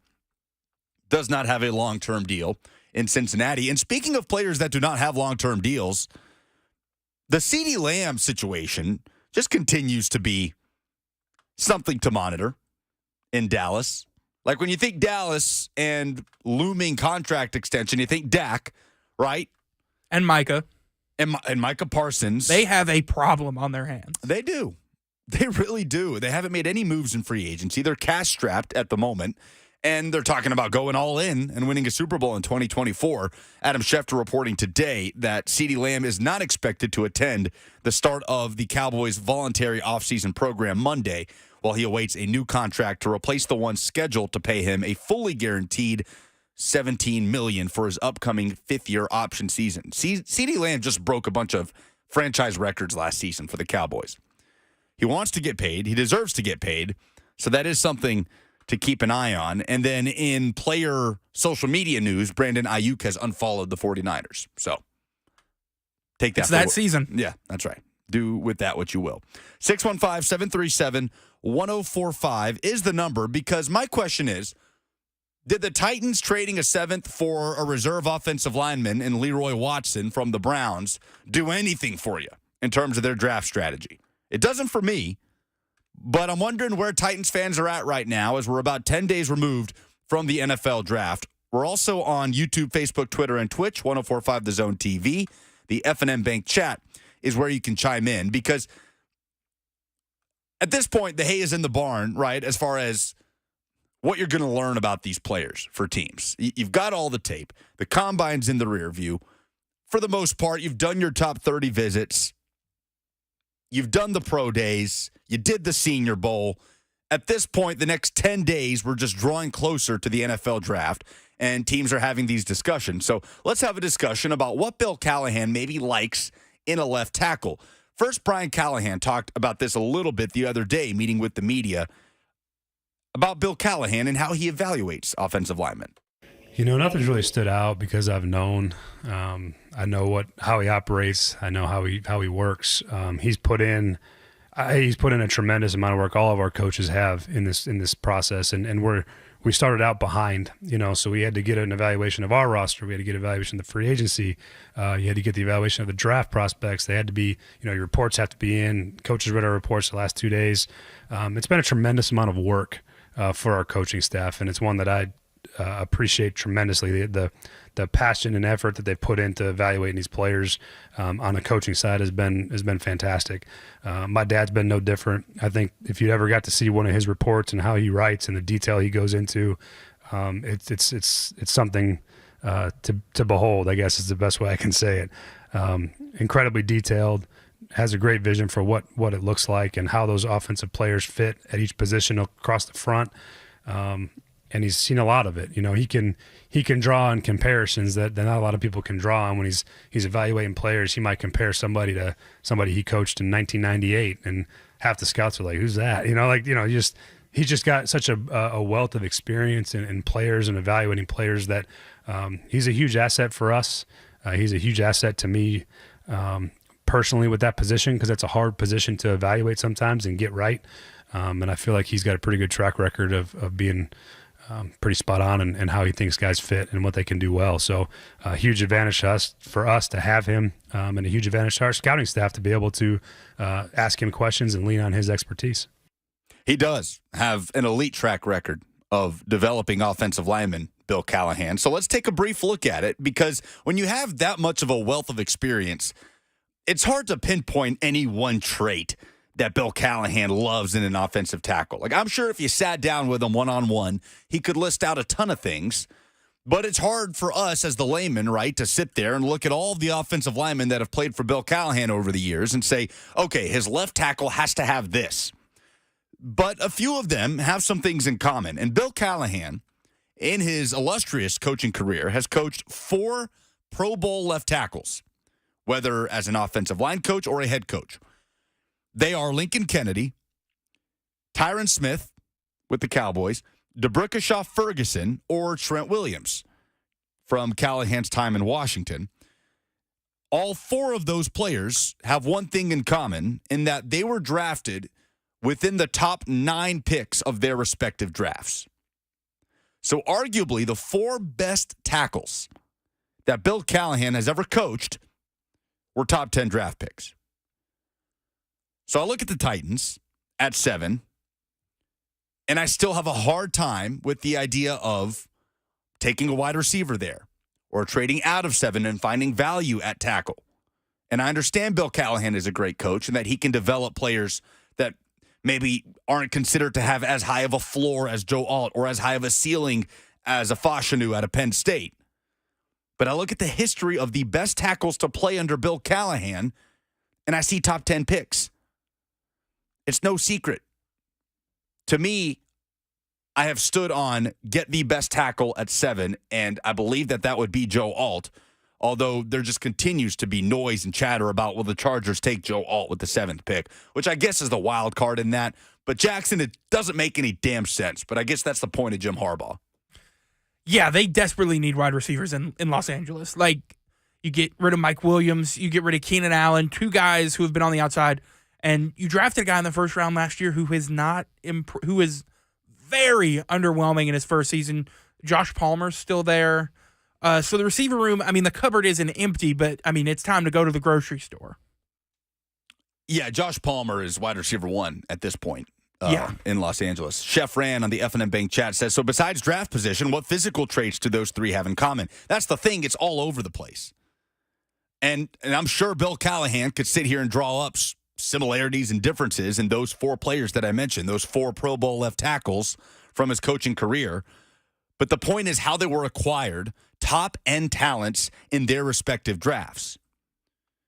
So, do you want the Titans left tackle of the future to be somebody that gets brought in and gets developed and this scrappy left tackle prospect that Bill Callahan and the coaching staff likes that can become a good player, or a blue-chip guy that can come in and play immediately and is going to go through bumps, obviously, in his rookie season, but ultimately will have a higher ceiling long-term because he's playing for the best offensive line coach in the game. And I always come back to this quote from Brian Callahan from the Combine about elite players meeting elite coaching and what that could produce. I'll say this: you can never replace elite talent. You can coach guys. Coaching makes an impact. It matters. But ultimately, the better players you have, the better coach you are. And so, I will never pass up on elite talent just because I think we have a great coach. Great coaches with elite talent is special. And so we're trying to get to that point. But I will say there is times when you can take players, though, as in roles that, maybe not necessarily at the top of the draft or for top dollar in free agency, but where you can develop players quickly and they can contribute for you. Because as we all know, you're going to have multiple sets of players playing up front. Very rarely do you stay with the same 5 for the course of a season. So that development and that depth is always going to be really important. And there's nobody better at developing it than him. And the Titans brought in one of those depth pieces in Leroy Watson, traded a 7th-round pick to Cleveland for him. Titans now have 2 7th-rounders as opposed to the 3 that they had just a few days ago. So 7 draft picks after dealing that 7th to Cleveland. Does that, to you, Jackson, put you back into the aisle of a trade scenario being more feasible because you have one less draft pick today than you did on Friday morning? I don't know if a 7th rounder moves the needle. And I think you're honestly probably taking a depth offensive lineman in the 7th round with where the Titans are. So I think you just spent that pick on a player that Bill Callahan has already worked with. Clearly he sees something because he was signed to the Browns from the 49ers practice squad in November and played in 7 games from November to January. For a guy brought in off a practice squad, that's a lot of games to play late in the season for the Browns. So obviously Bill Callahan believes there's something there. I think you use that pick on a depth offensive line anyway. Might as well get a guy you already know and, stuff like that. It was a banged-up Browns offensive line last season. And like you said, Watson called up late into the year. They held up well in front of Joe Flacco, and Bill Callahan gets a lot of the credit for that. And again, it all comes down to their evaluation that we can sit here and talk about who we like and what they should do at 7, but I don't know who the Titans are in love with. I don't know which left tackle prospects the Titans are in love with, but I just know that the left tackles that reached some of their biggest heights playing under Bill Callahan were taken in the top 10 of their respective draft. Titans picking at 7. And I expect there to be some elite left tackles available. We'll see what happens with the Chargers at 5 and Joe Alt. I mean, the wide receiver thing being a need, I get why that's a reason for them not to take. But it's also that they have a tackle in Rashawn Slater, that they have those bookends kind of in place right now. But Jim Harbaugh's a wild card. You don't know what's going to happen. So, admittedly, the Chargers taking Joe Alt at 5 could drastically change things for the Titans if they're not in love with Olu Fashanu. If they really like a Tyler Guyton or an Amarius Mims and believe he could make the transition to left tackle and would be willing to trade back, maybe get a 3rd-round pick out of it in the process and allow yourself room to add another defensive player or a speedy wide receiver or a tight end that Brian Callahan talked about last week. So much hinges on that 5th pick with the LA Chargers. And, of course, on the Titans' evaluation of the tackle position itself. The Titans have been hosting top 30 visits, as have every team in the NFL. And we're going to look at every prospect that the Titans have had in and discuss what scenario that prospect could be drafted in terms of round, in terms of need, and more. 615-737-1045 is how you get in. I'm Lucas Panzica. This is 1045 The Zone.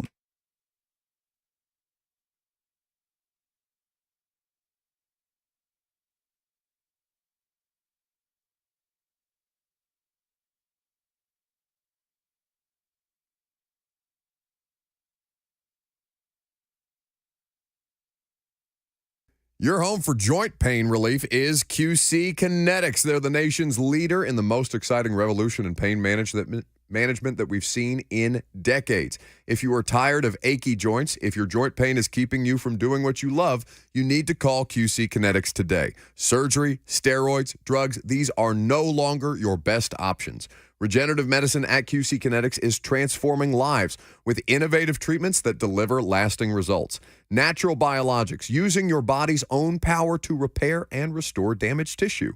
QC Kinetics is under the leadership of National Medical Director Dr. Mitchell Scheinkupp. Dr. Scheinkupp is a pioneer in this field with 20 years of clinical work, tons of research, teaching, and publishing. He wants to make sure he can get you relief with a needle instead of a knife. So call QC Kinetics now and get a part of the revolutionary approach that can get you that long-term relief with no downtime. Call QC Kinetics now for a free consultation at 615-249-4024. That's 615-249-4024.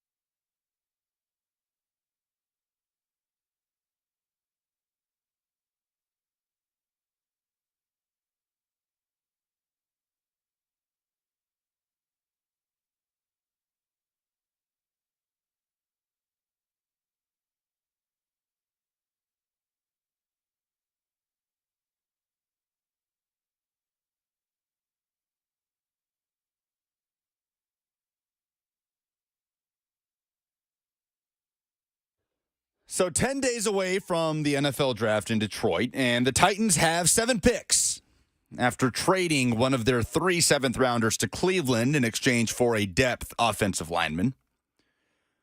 They have more than 7 needs, that's for sure. But here we'll take a look at every top 30 visit the Tennessee Titans have hosted.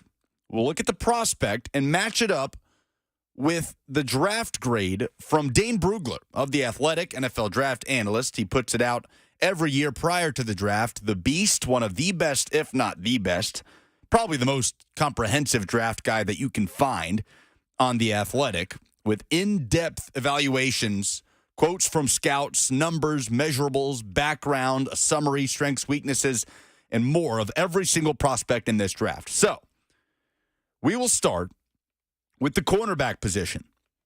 And it might surprise you that the Tennessee Titans have hosted 4 cornerbacks on top 30 visits. Jackson, does that surprise you that the Titans have talked to that many corners here in Nashville? Yes, because they spent so much money on corners this offseason. But you need depth. So the Titans hosted Missouri corner Chris Abrams-Drain, who Dane Brugler rates the number 15 center back in this draft and a 3rd/4th round grade. Cornerback. What'd I say? Center back. Not Walker Zimmerman. Again, like my brain switches back and forth. I go soccer mode, football mode, soccer mode, Thank you, Jackson. Cornerback. I see CB. My brain says center back. Apologies. Remember, the Titans do not have a 3rd round pick. They hosted Louisville corner Jarvis Brownlee Jr., who Brugler rates the number 14 corner in the class, also a 3rd/4th round grade. They hosted Wake Forest cornerback Kalen Carson. Brugler rates him the number 13 corner in the draft, a 3rd or 4th round grade. And Alabama cornerback Kool-Aid McKinstry, who Brugler rates the number 5 corner in this draft and a 1st or 2nd round grade. Now, worth noting that the Abrams-Drain and Brownlee Jr. visits were scheduled prior to the L'Jarius Sneed trade going through. So, contingency plan, if the Titans did not get Sneed, obviously if they didn't, corner would be much higher on the list of needs in the upcoming draft. I don't know. Only the Titans can answer that. But just interesting, 4 cornerbacks hosted on top 30 visits. 615-737-1045 is the number. Another surprising position on here, Jackson. 2 running backs hosted by the Titans. You just made a face at me. I did. I'm not a huge fan of that. Why is that? I feel like that's so low on the totem pole of needs. If you had 10 picks, I could see running back, a depth running back.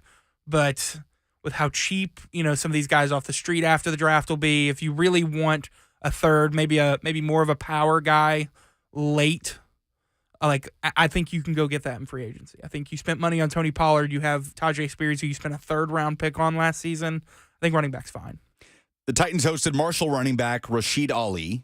Brugler ranks him the number 13 running back in the class, a 5th round draft grade, as well as USC running back Marshawn Lloyd, who he ranks the number 5 running back in the draft and a 3rd round grade. Remember, the Titans, again, don't have a 3rd round pick. I am really curious. I agree with you.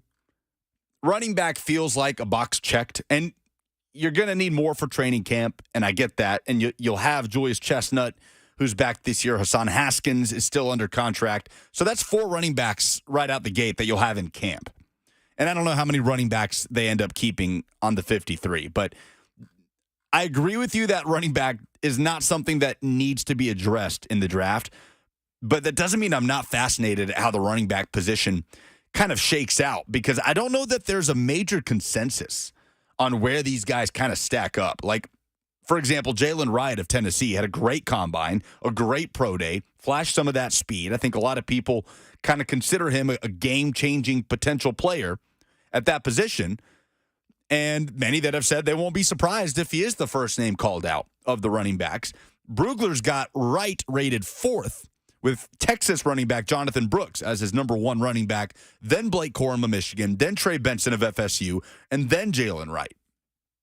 Cody Schrader, a phenomenal season at Missouri, is down at 14th on this list with a 5th or 6th round grade. I feel like there's a lot of potential there for movement for the running back position to be all over the place, but I think I'm with you. Probably doesn't need to be addressed in the draft. So 2 running backs hosted on top 30 visits by the Titans. Okay. How many offensive tackles do you think they have hosted? Going to say 5. 3. Titans have hosted 3 offensive tackles. By the way, this is all per Walter Football that keeps track of these things. Joe Alt is one of them. He also met with the team at the Combine. Joe Alt ranked the number 1 offensive tackle in the draft by Dane Brugler. Alabama offensive tackle J.C. Latham is on here as well. He's ranked the number 3 tackle in the draft. Now, Latham almost strictly played right tackle in college. And I've heard people that are smarter than me saying he is not the type of tackle that you expect to make that transition to left. He doesn't have the traits, the athleticism that a Tyler Guyton might have, and Amarius Mims to kick out to the left side and be confident that he can make that transition. It seems like J.C. Latham really projects as a right tackle.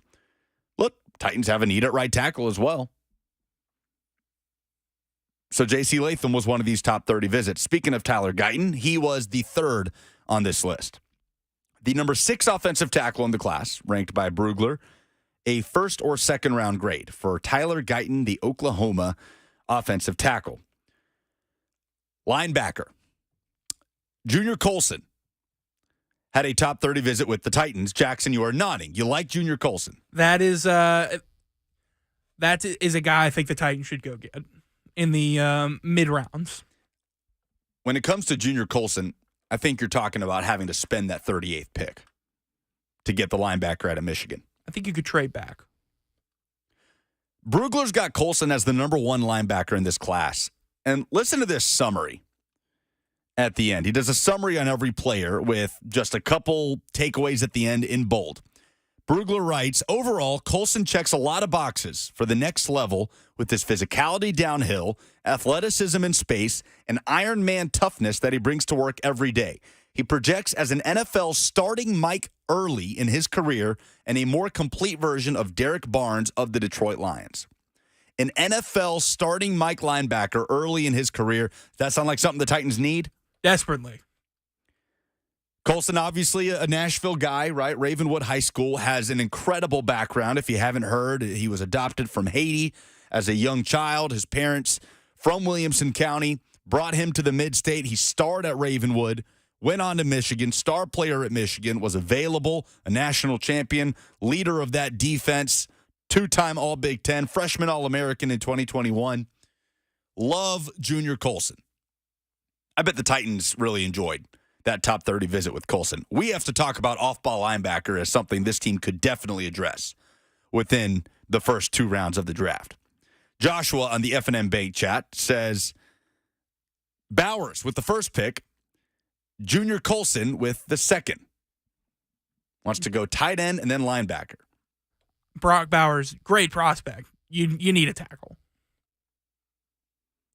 Is Brock Bowers going to be too good to pass up if Joe Alt is off the board at 7? I think if Joe Alt goes at 5, I think it gets so much more interesting for the Titans.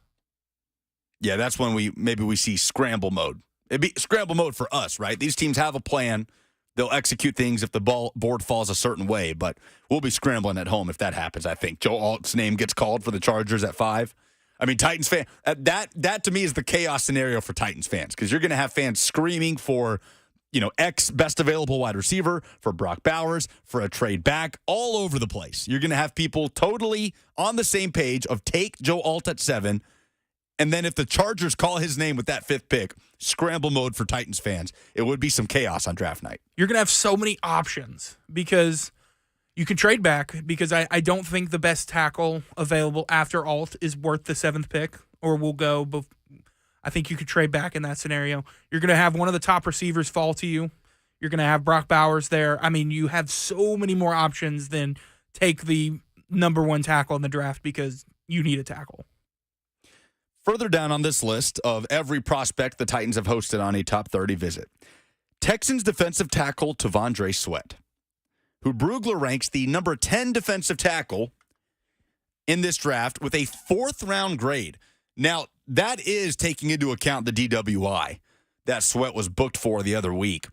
And I thought this was interesting. Brian Callahan, talking to the media last week, about meeting with these prospects that have maybe run into off-field issues, whether it be legal or otherwise, and why it's important to sit down with those guys. This was the Titans head coach. You find out what it is that is considered a character concern. There's, I think a lot of these guys are 19, 20, and 21-year-old kids. I think about a lot of the things that I did when I was that age, and I don't know that people would have, not that they were bad things, but yeah, I like to be around my buddies and go out and go to a party and do that. I mean, those are all things that these guys do, and sometimes they get unfairly knocked for some of those things. And some of them have real life issues that they're working through, that have real difficulties in their home lives growing up, and those are things that they have to work through themselves that are part of the equation. But I think you have to really make sure you're judging the kids on the right things and doing the homework on the background and making sure that you're not making any assumptions about what a college coach told you about it when the scout went in November to visit. So you really do your homework and making sure that if a character issue is considered a real character issue that that we don't want to absorb into our locker room, that we know that it's legitimate and one that we're not going to take a risk on, or maybe it isn't that, and the perception is that there's issues with somebody and they're things that we've worked through and feel comfortable with. So that's what this process is for, and that's why we spend the time that we do with all these players and the 30 visits and on the Zoom interviews. And there's a ton of time invested into making sure that we get whatever those issues might be ironed out, and whether they're real issues that have to be dealt with, or they're things that maybe aren't as detrimental as the perception might be. So that's not Brian Callahan being asked directly about Texas defensive tackle T'Vondre Sweat, but just generally about prospects that run into off-field issues. And it's a detailed answer by the Titans head coach. Sweat is a fascinating prospect to look at, with the off-field issues a part of the story. And he's really the only big-name prospect to run into something like this, as opposed to last year where you had Stetson Bennett over here and Jalen Carter. And it felt like that was more prevalent in last year's draft. But in Brugler's draft guide, just the spectrum, one end of each spectrum on what scouts are saying about T'Vondre Sweat, under the strengths portion, you have an NFL scout that says, I love this quote, "Did you see the new Mario movie? When Donkey Kong pounds the snot out of Mario, it gave me flashbacks of Sweat's film." It's a good summation of T'Vondre Sweat. Was the Big 12 Defensive Player of the Year last year. Long arms, the thickness, the big hands, can bully blockers into the lap of the quarterback. But then you get to the weaknesses. And T'Vondre Sweat, where there's a lot about his smile and his attitude and how good it is, how positive it is for a locker room. But then that flips over to the weaknesses portion, where about T'Vondre Sweat, he was labeled by NFL scouts, according to Brugler, a, quote, party animal and class clown as an underclassman. And they also questioned his commitment to becoming the best player he could be. He did convert some doubters after adopting more of a professional mentality in 2023, but then he's arrested and he's charged with DWI in April, just a few weeks before the NFL draft. So, Titans are doing their homework on T'Vondre Sweat, who also fills a major position of need for this team. Interior defensive line. Right now, it's Jeffrey Simmons, it's Sebastian Joseph Day, and it's pretty much nobody else. Finishing out this list of top 30 prospects that the Titans have hosted, LSU wide receiver Malik Nabers. Titans also met with Nabers at the Combine and at his pro day. This is the only prospect that the Titans have met at pro day, the Combine, and had in for a top 30 visit. Do with that what you will. Michigan wide receiver Roman Wilson, who Brugler rates the number 8 receiver in this class, a second-round draft grade. So the only prospects to come in for a top 30 and a Combine visit are Joe Alt and Malik Nabers. And the only prospect who did a top 30 Combine and Pro Day visit was Malik Nabers. Not surprising information. Titans are doing their homework on arguably the two best prospects that they will likely have a chance to pick at 7. But no Brock Bowers in here, no tight ends in here. Remember, Brock Bowers had the answer at the Super Bowl about if you had to pick a team to play for, who would it be? He said the Titans in the end. He was more talking about living in Nashville, staying in the South. But Brian Callahan did have this to say when he was asked about the tight end position in his media availability last week. We need tight ends. We do. We only got 3 on the roster. We'll obviously take quite a few more than that to training camp. So that's a position of need just in terms of the numbers. Feel really good about Josh Wiley and his development. Feel good about Chig where he's at. We got 2 young players we're excited about. But obviously 3 tight ends isn't what you're going to take in the training camp. So there's going to be some spots to add, whether that comes from a veteran player after the draft, whether it comes from a draft pick at tight end, remains to be seen, but certainly need to add more than what we have currently. We'll probably take at least 5, probably 6 tight ends in a training camp. Generally speaking, that's usually where you're at. So there'll be some guys added to that room at some point. If it's not going to be Brock Bowers, Chigakonkwo is going to have to be your TE1 in 2024 if the Titans don't take Bowers, because I think tight end is a position of need right next to off-ball linebacker that has the fewest amount of options to help fill. And at the off-ball linebacker spot, you're going to have to draft somebody.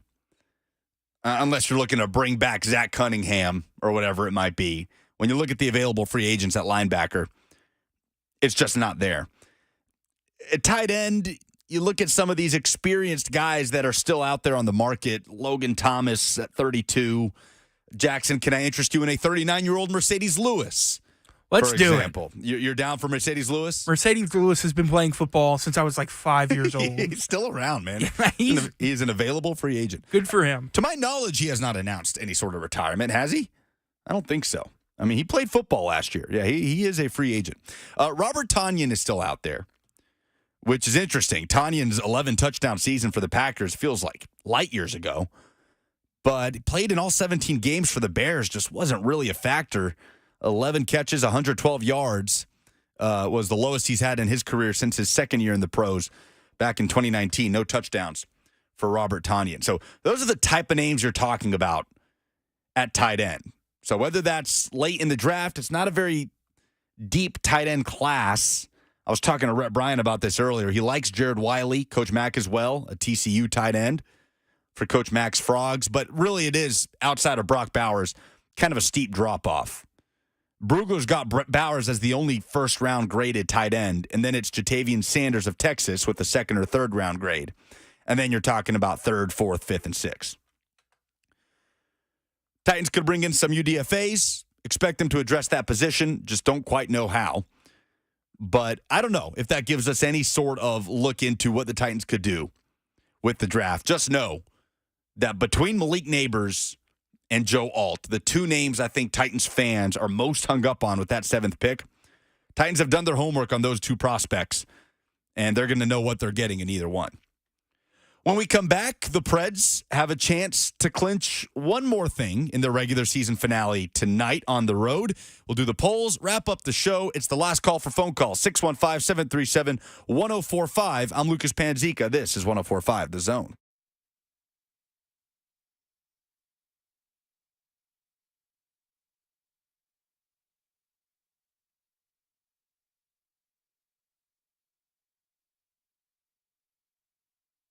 Two Rivers Ford is the best place for you to get your new vehicle. Your new vehicle, your certified pre-owned vehicle, whatever you need, Two Rivers Ford is all about putting the customer in the driver's seat. That's why they're the South's most trusted Ford dealer. They go above and beyond to make sure that not only are you getting the best quality American-made Ford vehicles, but award-winning customer service is what they offer.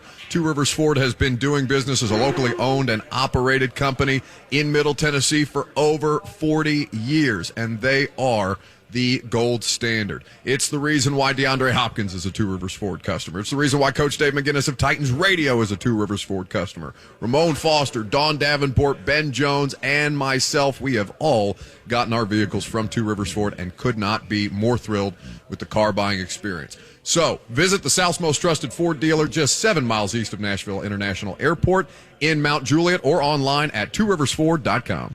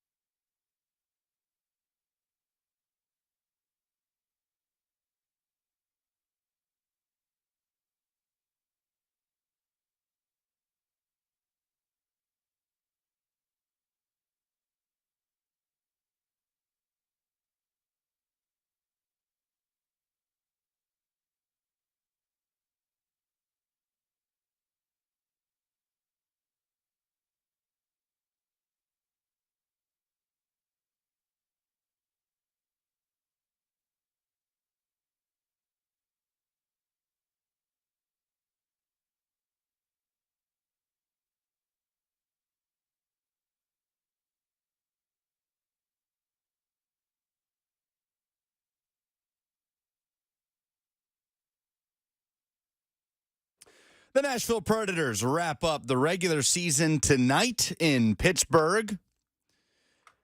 Thrilling win on Saturday at Bridgestone Arena against the Blue Jackets. Did you go, Jackson? Were you able to get out there? Was not. Philip Forsberg able to extend his franchise record in terms of goal scoring this season with a goal, and Roman Josi just continues to play at an absolutely elite level. 2 goals, a pair of assists on Saturday.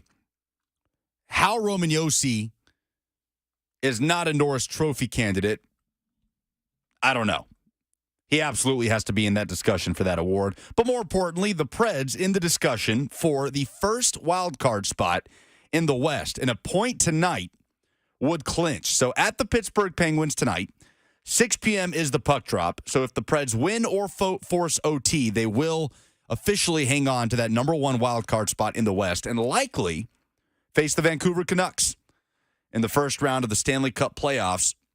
Preds did not fare well against the Canucks this season. 3 matchups, 3 losses. Haven't played them since before the new year, but 3-2, 5-2, 5-2. The finals in all of those games with the Canucks as winners, but what a season it's been for the Nashville Predators. We will have Lindsay Rowley in studio tomorrow at 11:20 to talk about the upcoming playoff run. So excited to have Lindsay back and always excited for playoffs in Smashville. 6 p.m. the puck drop tonight in Pittsburgh as the Preds look to clinch that first wild card spot. Let's do some polls.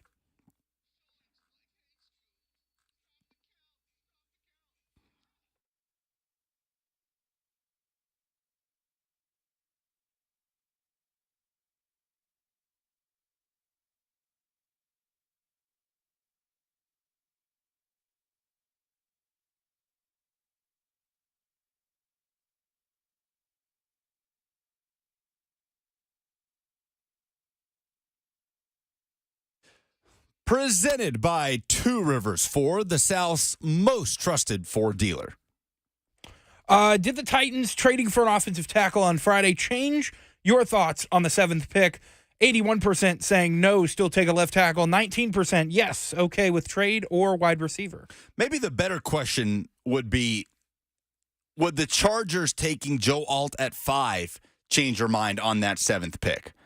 In terms of, no, still stay, take Fashanu, take whatever the best tackle available is, or trade back or take a receiver. That's where things really get interesting, is if the Chargers do the thing that, I don't know. I mean, if I'm a Chargers fan, don't you just desperately want one of those receivers? When you look at how good the top of this wide receiver class is, if you're a Chargers fan, will you not just be livid if you don't just take a receiver at 5? Yes, but as I told you during the break, the khakis are talking to Jim Harbaugh like the green goblin mask from the OG Spider-Man movie. No doubt. So, yes, still take a tackle. Titans fans want their tackle at 7. Is Scotty Scheffler the face of golf? 66% going yes, 34% no. I guess the only argument, if you're voting no, would be Tiger. I mean, is there any argument past that? No, I don't think so. So if you want to say Tiger Woods by default, okay. Like, I could hear that out. I get it. Everybody's paying attention to everything Tiger does, especially at the Masters.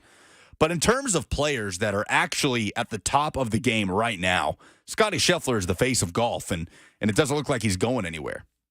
A new era.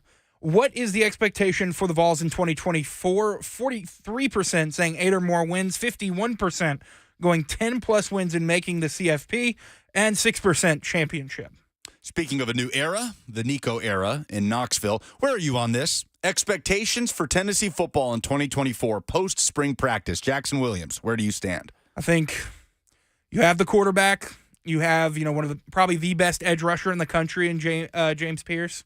You got to do something. You got to compete for the. You got to make the CFP with it moving to 12. I think that should be the baseline. Yeah, make the 12-team college football playoff.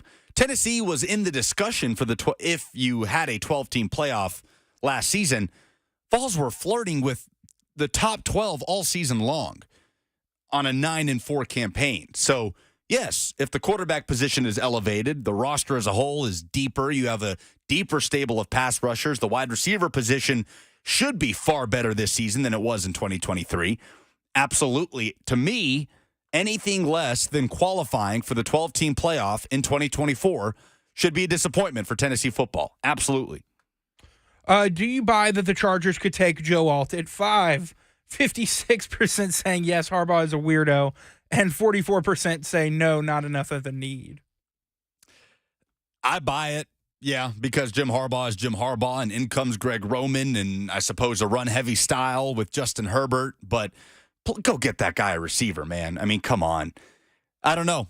We'll see. That's what will really – we talk about the Patriots being the team at 3 that could really determine things in the quarterback draft, right? Do they take a QB at 3? Do they trade out? Is that where the Vikings get their shot to get in? Or maybe are the Cardinals that team at 4 that trade back to get somebody in there, and for the first time ever, we go 1, 2, 3, 4 quarterback in the NFL draft. But for the Titans, I think the Chargers are the most interesting team of the top 5 because of what they will or won't do in terms of the tackle spot at the number 5 pick. 10 days away. Can't wait for it. Are those the polls? Those are the polls. Jackson Williams has been our producer. Buck Rising will be back on these airwaves tomorrow at 10 a.m., returning from his quote-unquote vacation. So appreciate you guys hanging out in the time that we were here holding it down. Lindsey Rowley joins us in studio tomorrow as the Preds regular season will officially be over, and we'll be looking ahead to playoffs in Smashville. I'm Lucas Panzica. Blaine and Mickey coming up next on 104.5 The Zone.